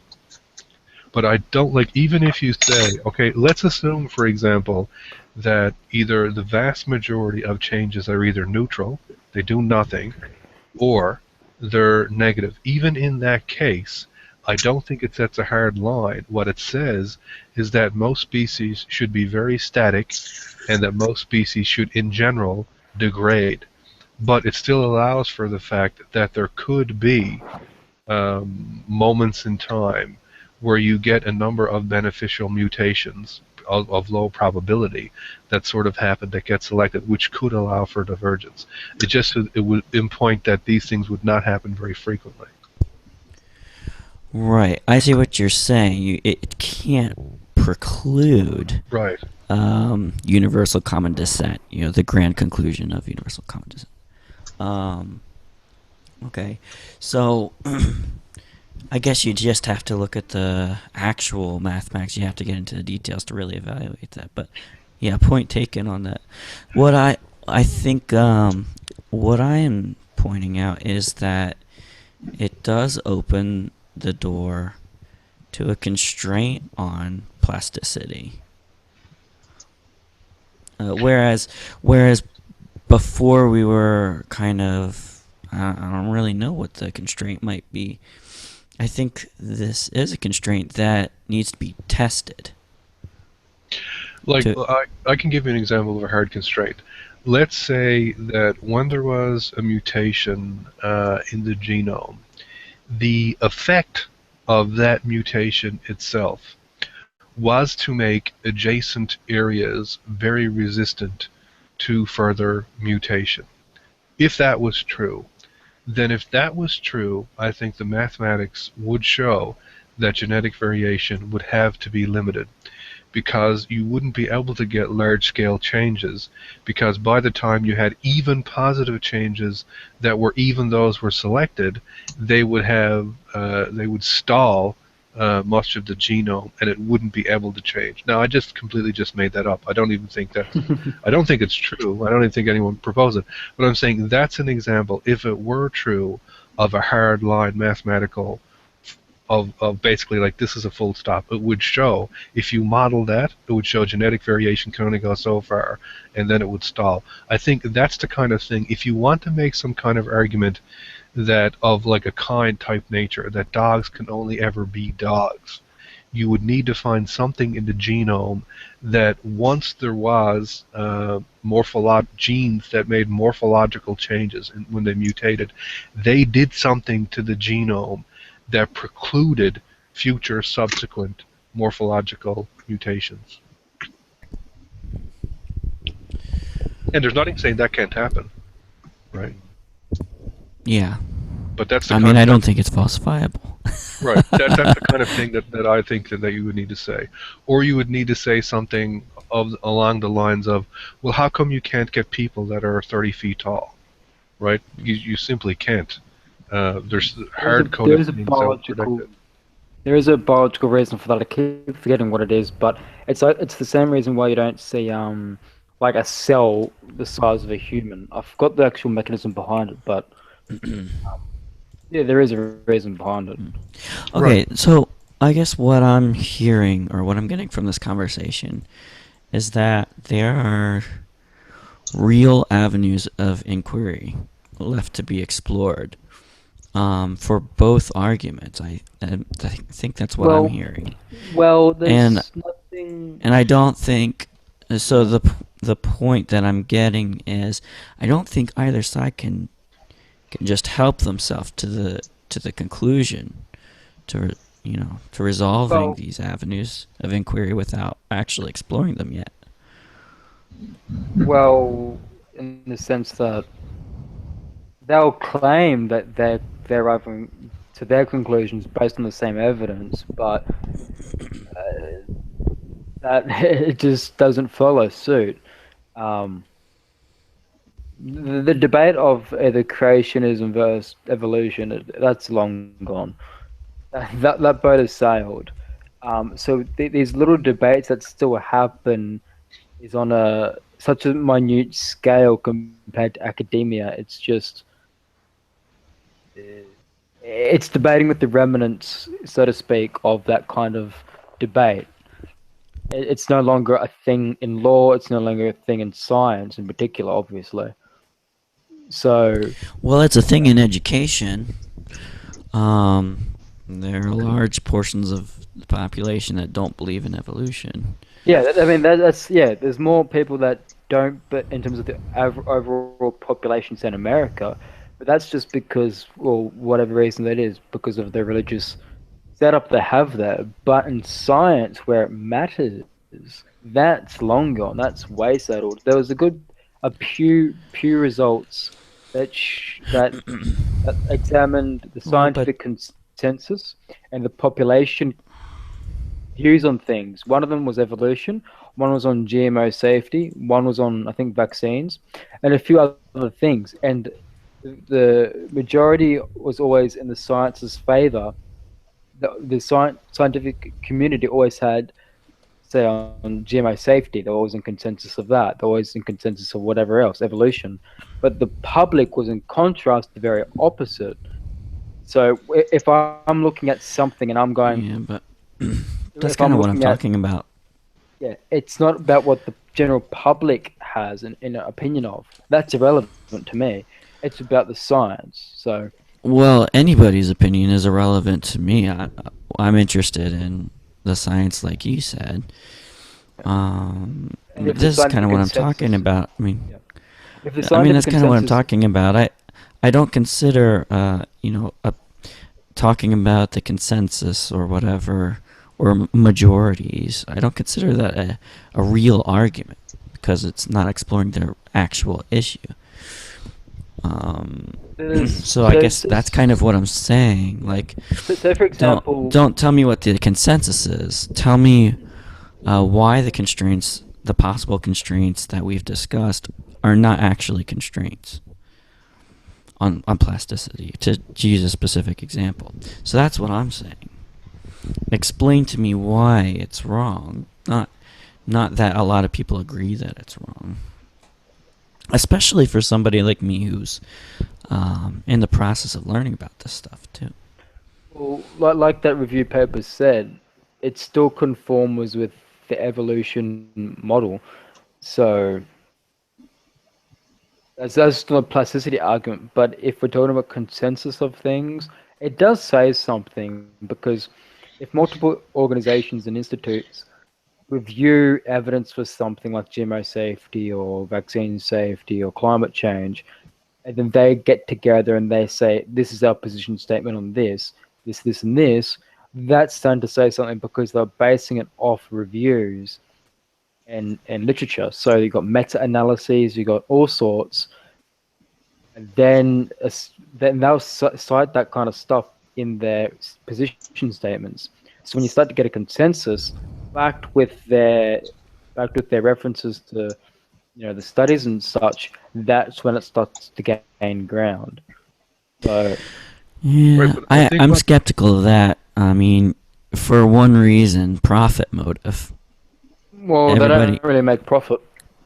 well, The scientific they make institutions funding, won't. they get grants, they get funding. So, But I they'll mean, get we could say, talk for about peer example, review. We could talk about peer review all day long, and I can talk about, well, profit motive is an alternative motivation to but the so-called, pure objectivity of the scientific method.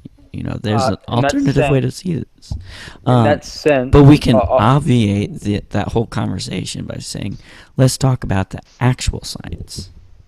yeah, but in the sense that these institutes are mostly non um uh what do you call it, non-profit, like the Howard Hughes Medical Institute, that's non-profit. They Yeah, but they don't still gain earn salaries. anything. They They still earn don't. Yeah, but salaries and yeah, get grants. but say for example, if say if Himi was to show evidence through its evolutionary biology program that evolution's wrong, well then they're going to get Nobels. They're going and they'll be scrutinized as hell for it. But if the science stood, well then evolution, the biology would take a massive what the fuck up what moment, but they'll get Nobel prizes for sure, and they'll go down in history. It's not something they want to suppress to keep making money. That would make them more money. So it's always challenging the status quo. That's in a sense the driving force. Right, but I think Brandon's question still holds, even if we assume there's no bias in peer review, even if we assume there's no bias in any of the research. The question still asks, if someone says, I don't believe X, and you say, well, the consensus of science says X, that's generally not a good argument. Or if someone asks you, why is X true? And the response is, well, the consensus of science says that X is true. Like, all we have to do is go back and look at some point where the consensus of science is radically different than it is now. I mean, if I'm somebody who's learning, and then somebody says, "Well, the consensus says that Well, I know, this no, is the true," argument. then I have no ability to pass that knowledge on to anybody else because I don't understand why. Yeah. So, I for only example, understand there's a consensus. I can't okay, explain so it to anybody else. I know the argument. I've heard it before. In past and in history, say Galileo and all that kind of stuff, that was mostly because of really the religious state at the time. It was impeding science. But I know it's the same principle, right? And but for example, I I can point to literature reviews. to show that, for example, for GMOs, because that's what I mostly focus on, I can show multiple studies and literature reviews from both government and from scientific bodies and universities and such, doing meta-analysis, doing a whole bunch of reviews, and even going into the actual, vitro and vivo studies on this. And so then you got a massive review, and then you can draw to the conclusion from that. And then, say, Royal Society will put out a statement, or the Australian National Academies of Science will put a position statement out, reflecting from the scientific literature, if you know what I mean. So, example, the Swiss National Science Foundation did, I think, 2000 something literature review of GMO safety for humans and the environment, and they found through that literature review that there was no evidence of adverse health effects. So then you got a position. Then that position statement that follows is reflecting on actual literature. So that's what it is. So the scientific consensus nowadays, especially, is more so on what the literature shows. That's what I always do, these kinds of reviews and such. So yeah, it does say something, but of course, I would rather point to a literature review, of course, naturally. Yeah, I think, like, I don't want to speak for Brandon, but I think one of the things that often gets asked when these conversations come up is that when someone says, well, why should I believe X, or what is the evidence for X? I don't think it helps to just lend to end the argument with, well, scientific consensus says that X Of equals. course not. No, of course not. That's Right, I never do that, for example. Yeah. So, right. So I think what you would yeah. need to do is, like, pick, if it's a field that you're very passionate about or you're very interested in, like GMOs, you can pick up, like, okay, what's one very strong piece of evidence that's strongly supported in the literature, and then you can say, okay, look, here is a piece of evidence, here is a study done, here's the way they did the study, this is why I think it's a good study, and here's the conclusion, and this is why, like, this is a justification, this is a reason to believe this. Yeah. So yeah, I would never say that just because there's a consensus, therefore change your mind. Fuck no, and that doesn't work either. Anyway, otherwise, that our problems would be solved. But yeah, so you'd always provide multiple sources. I'm a source horse, so normally when that kind of thing happens, I just spam the shit out of citations and shit. And if I'm not that lazy, I'll actually break the papers down individually. But yeah, that's saying something. That's what you do in a sense. I bring, for example, GMOs. I bring multiple sources, multiple meta-analyses and all that kind of stuff.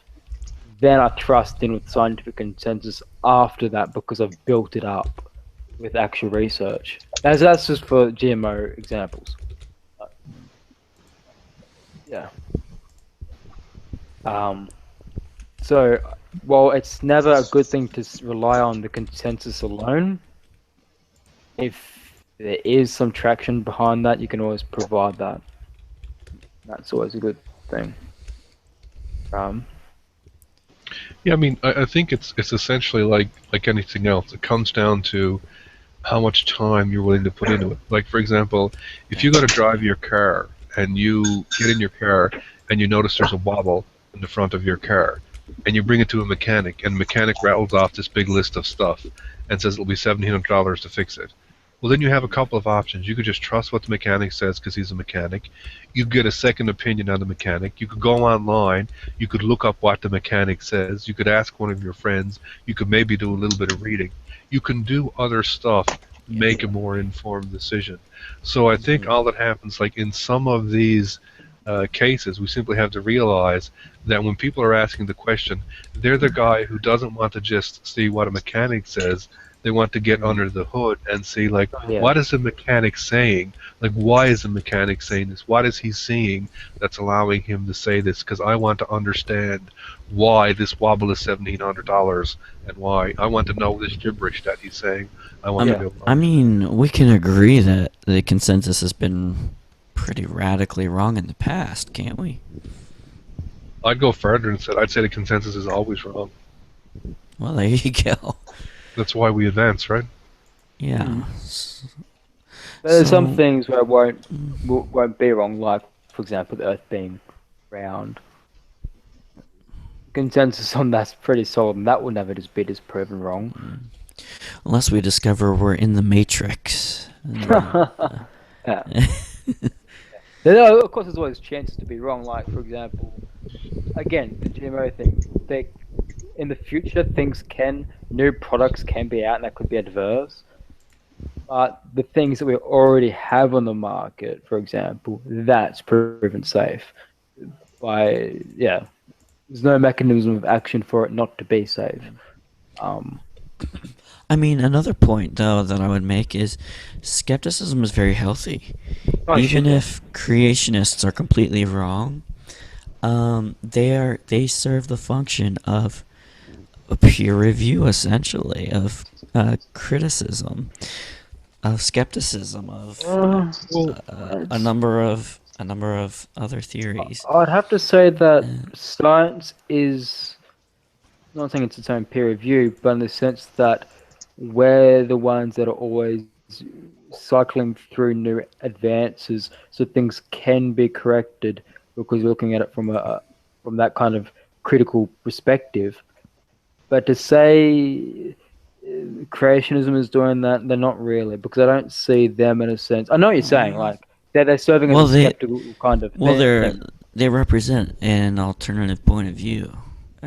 Yeah, they do, definitely, but whereas the consensus does not compete with itself.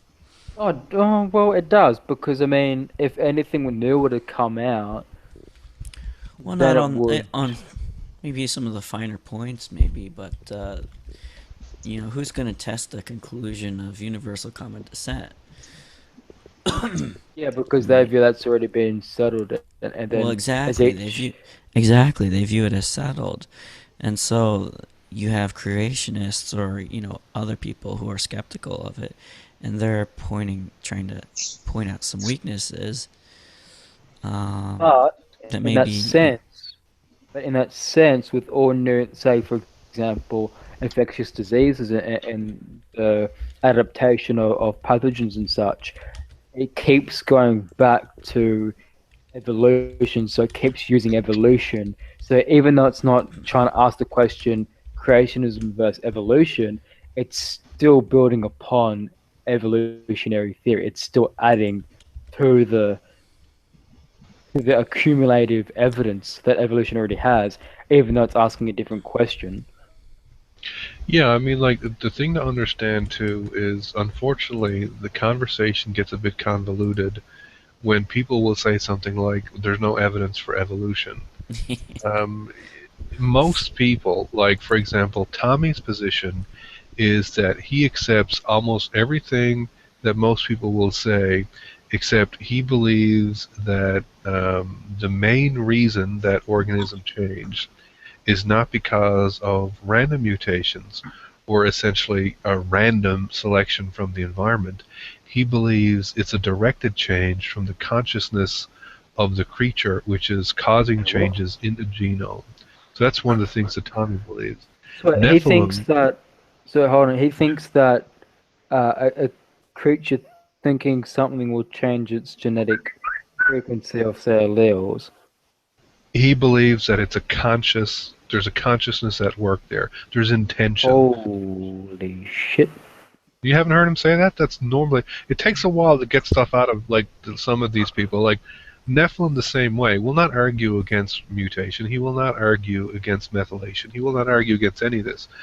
The only thing Nephilim will say is that there is a hard line in variation among populations, and that variation cannot go beyond a large enough percent to create large morphological changes. It can't take something that breathes air and make something that breathes water. It can't take something that walks on land and make it something that flies through the air. That's what Nephilim's argument is. Yeah, okay. But oh yeah, That sums it up Tom, beautifully, then. right. Tommy's argument is about consciousness. Yeah.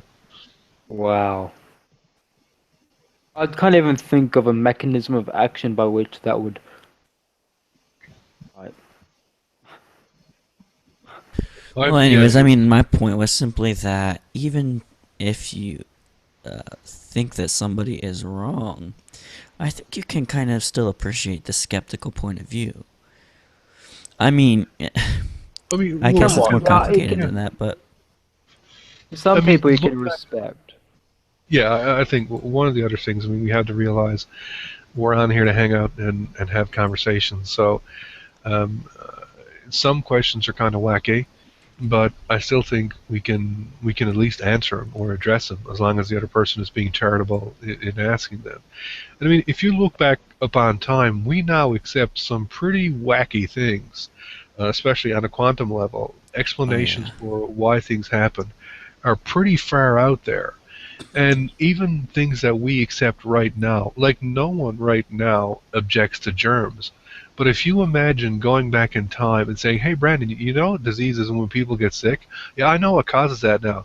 There's these invisible things going around in the air that we can't actually detect, but they pass from person. Oh, really, Cliff? That's what happens? Oh, yeah, man. That sounds mental. If you don't have any idea about like atoms or anything at all, and I start talking about imaginary things that are past, either can't be detected, they don't weigh anything, you can't see them, it sounds mental. But they can be in two places at once. Yes, but everyone understands these kinds of things now, so they are kind of wacky, but we understand them now. So I mean, like, I don't know, when Tommy starts talking about consciousness and stuff, I'm like, I don't know anything that you're talking about. It doesn't make any sense at all to me. That doesn't mean it's not true, but I don't know what possibly could be doing any of this. Maybe it is happening, but. Well, you know, one example of I think where skepticism from the other side has been beneficial is where there have been like errors. Like there was some guy who's prominent in evolutionary science. I completely forget his name, but he was doing a presentation recently, and he posted a picture of a human with a tail. Sweet. They were growing a tail.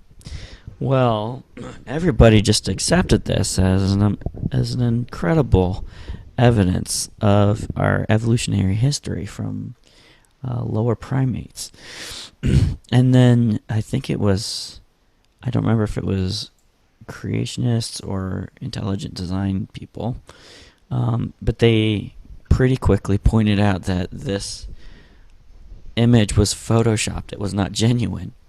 But nobody tested this. Nobody questioned this until, you know, the creationists or the intelligent design people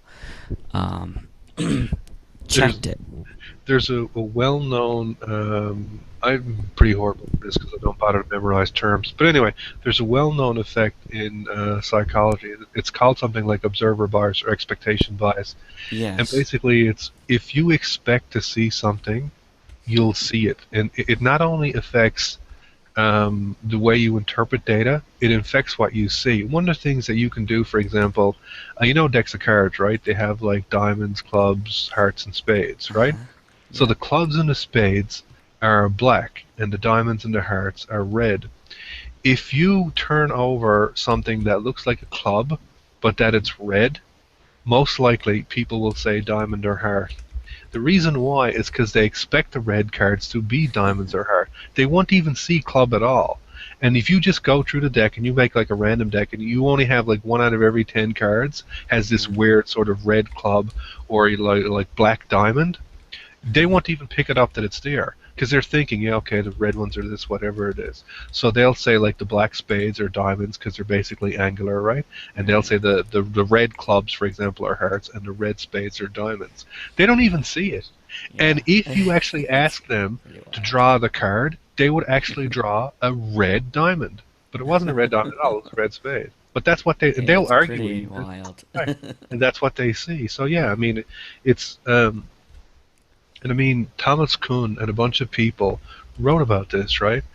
About how it's very difficult for large paradigm shifts to happen in science because not only do people get invested in it, it isn't really your job to completely overthrow everything all the time. Your job tends to be whatever the prevailing idea is to somehow twist it around to make it fit new observations, right? So I don't think it's unreasonable. I think the discussions can be productive. I think what happens a lot of times is that you can't have productive discussions because of the individuals involved. But I'm 100% in agreement with you. I don't think we should ever turn away questions, no matter how out there the questions are. Yeah, agreed. Cool.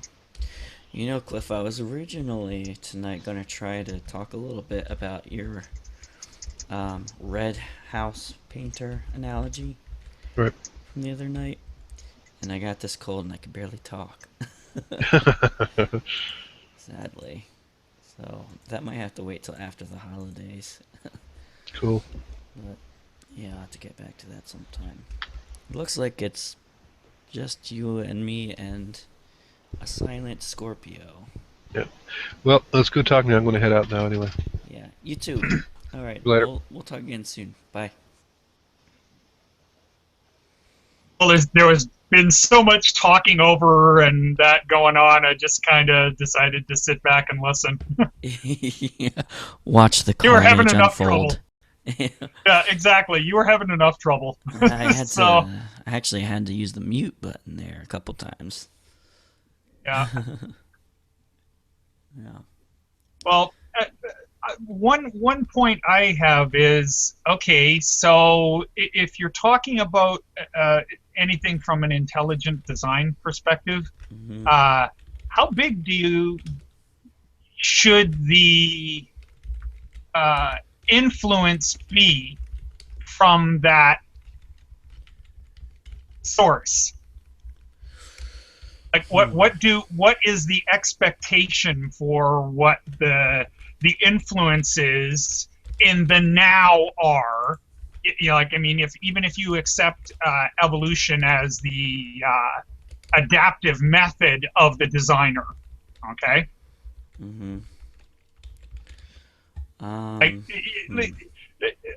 It seems to me that both sides of the coin want very specific evidence for their point. The typical creationist wants to see a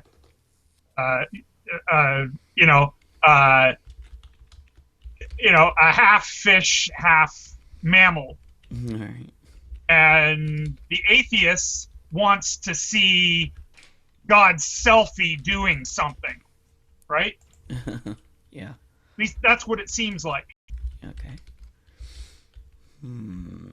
So, I'm not sure if I understand your question. Can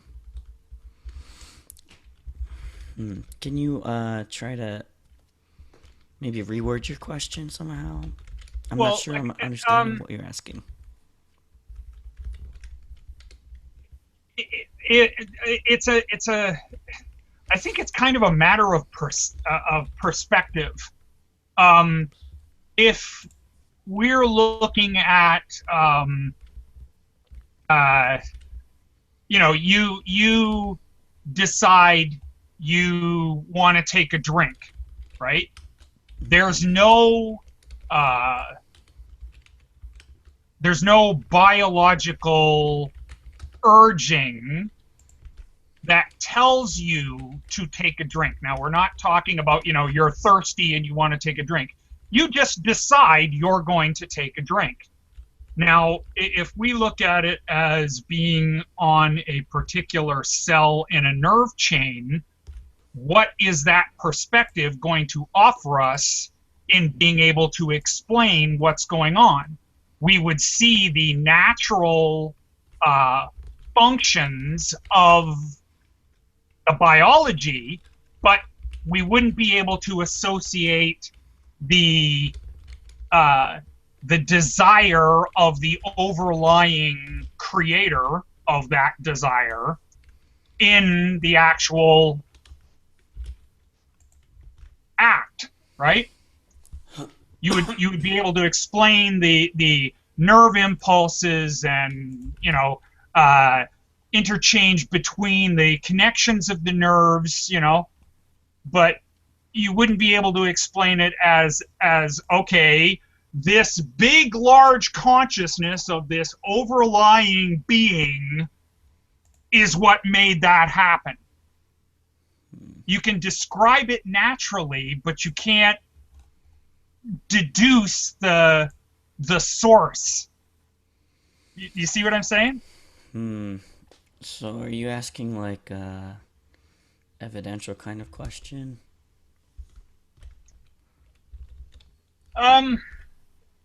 Well, as I said, I think it's more a matter of perspective. We call these things natural, you know, and then what we find out is, like, I was listening to earlier on, and they were talking about all of these genetic or environmental factors that are influencing what's going on in a specific biology. Well, isn't that just another term for environmental epigenetic influences? So it's basically epigenetic programming by the environment. Could you not call that what you would see if you were at that perspective in a single nerve cell in your arm in reaching out for that drink you wanted? I do not know. See, it's a matter of perspective. If we're considering that, you know, that there is some kind of great being, consciousness, you know, whatever name you want to put to it, like the God being, whatever name you want to stick on it, right? Then what kind of influences should we be expecting all the time? Should we be expecting the voice in the cloud, you know, okay, people, I'm going to do this? I mean, it sounds like you're asking what kind of evidence should we expect to see if there is a God? Yeah, well, yeah, yes. And would we be able to differentiate it from any kind of natural influence? Yeah. From our perspective, it would seem natural. Well, right? You know, that's kind of a semantic question a little bit as well. I don't actually accept the distinction between natural and supernatural. I discussed this with exactly. Cliff. Right. So, I discussed this with Cliff the other day. I read something in a book not long ago, and it said the proper contrary to natural is not supernatural, but intelligence. And if you really think about that, it's exactly right, because think about our language, the way we actually use the language, not actually talking about the subject of God, but just in everyday conversation. We say things like, is this naturally occurring, or is it man-made? And we say, was this person murdered, or did they die of natural causes? So there is a significant precedent for this understanding of the language. Whereas I think contrasting natural with the word supernatural introduces all kinds of problems with applying the words consistently, and then, you know, defining them in a coherent way, which I think is next to impossible. So I think if you look at intelligent as the contrary to natural, then you have a lot more to talk about, I think. Because then you can ask, okay, what would a intelligent being do that nature is not known to do? Excuse my coughing. I've got a cold. And we It's okay. I hear a lot of the guys online right now have some kind of cold or Yeah.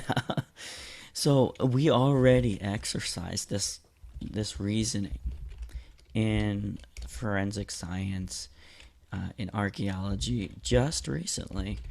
Um, we used, I think, some kind of radar to peer behind the walls of King Tut's tomb to see if there were any hidden passages, which has long been theorized.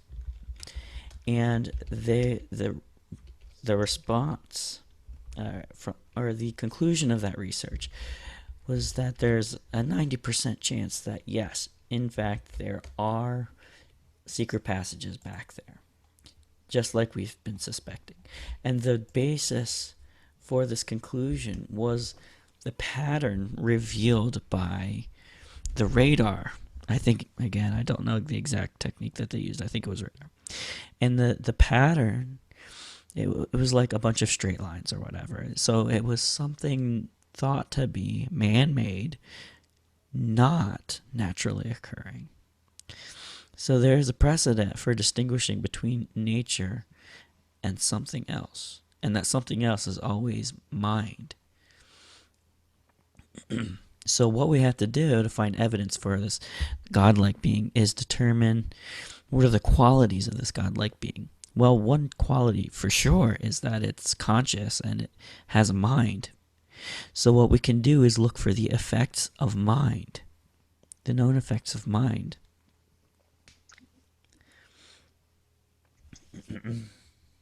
yeah, yeah, exactly. I mean, that's one of the things that I've tried to say is it's very difficult for us to try and understand a non-human influences of non-human intellect.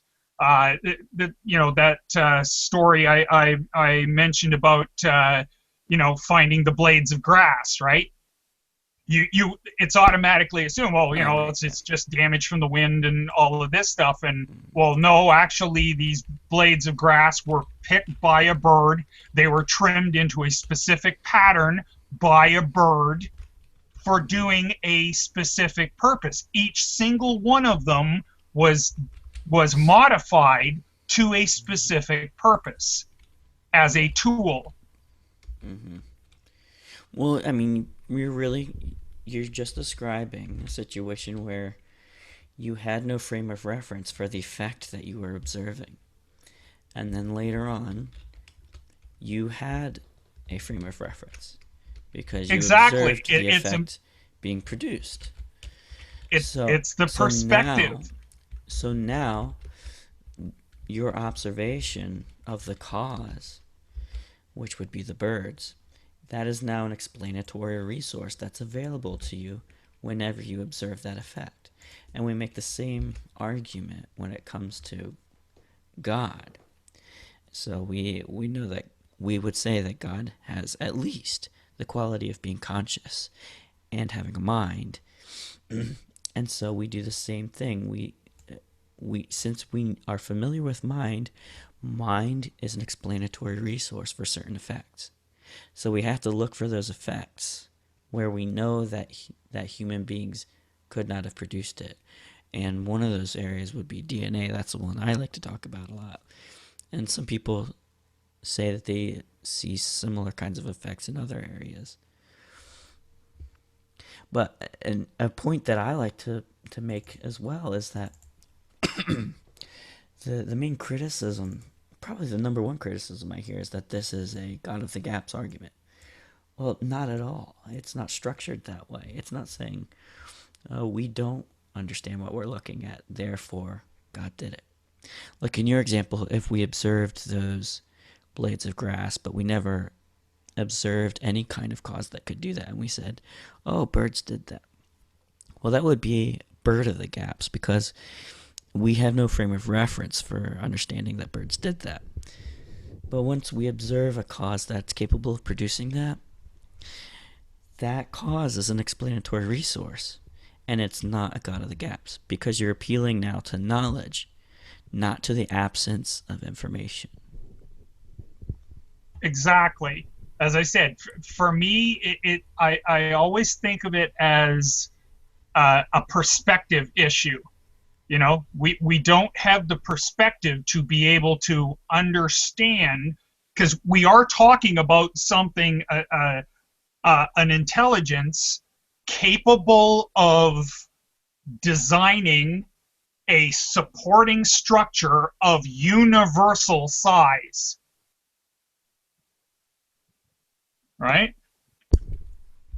You have to uh,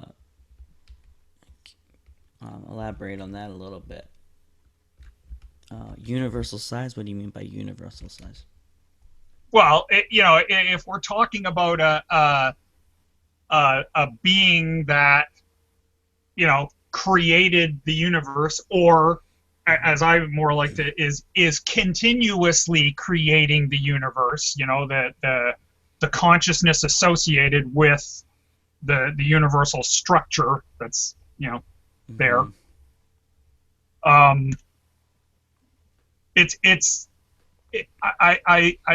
wind up in the, well, we're the equivalent of sitting inside one cell in the nerve structure of your arm, and you can say all you want about how the you know, you can have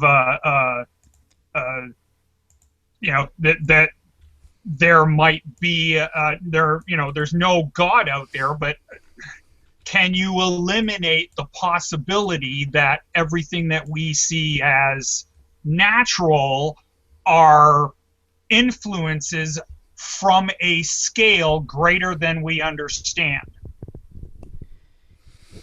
Yeah. Well, I think you have to.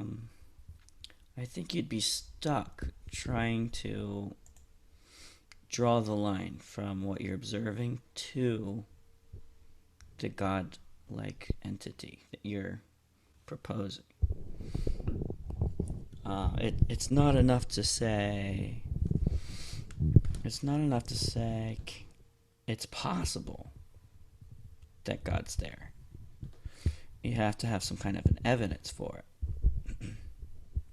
Well, that brings back to, well, neither side in the argument can completely eliminate the possibility, right? Yeah. The religious side can't pull up absolute proof that's acceptable to everyone on the other side that says, okay, this is a reason, you know, a valid reason to believe. And the same thing from the atheist side. They can't absolutely prove that there is no possibility of a designer. You know, that's where I limit myself is I can't say for absolute 100% certainty, but this is why I think there is a higher than likelihood possibility of a designer. Yeah. Because I see a method that it could be delivered through the whole structure. Yeah. Well, what I like to say is that you really can't prove anything, really. I mean, exactly. So science, if you want to talk about science, science is not about proofs. It's about preponderances. And so if you want to make a case for something, you're not trying to prove it. What you're trying to do is say that the preponderance of evidence is on your side.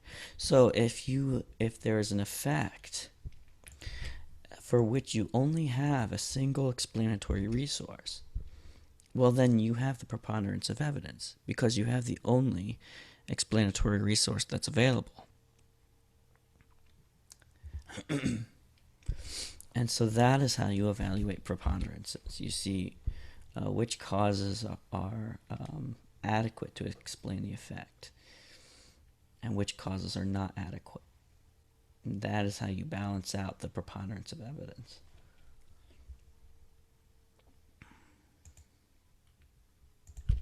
I see Neff's jump back in. Yep. Inferences based upon preponderance of the evidence. Yeah, not proof.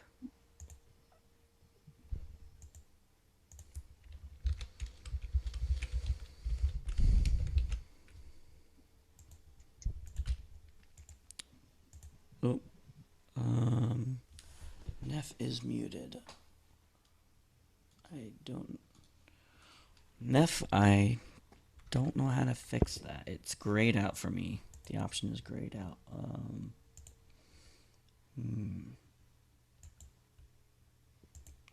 That's bizarre. Well, I think I'm probably gonna call it a night anyways for tonight because my throat cannot take much more of this abuse that I am giving it. So I guess I'm gonna call it a night, and this will probably be the last hangout until after the holidays. So, guys, all Well, at least I got a chance to hop in and say a few words. yeah. All right, so we'll pick up our conversations after the holidays then. Okay. Neff, if you can hear this, if you want to discuss something and want to make up a room, I'll hop in and chat with you. Yep. All right. So, cool, guys. All right, thanks for the conversation. yeah, no problem, man. I enjoyed it. Yeah, me too. Good night. Okay.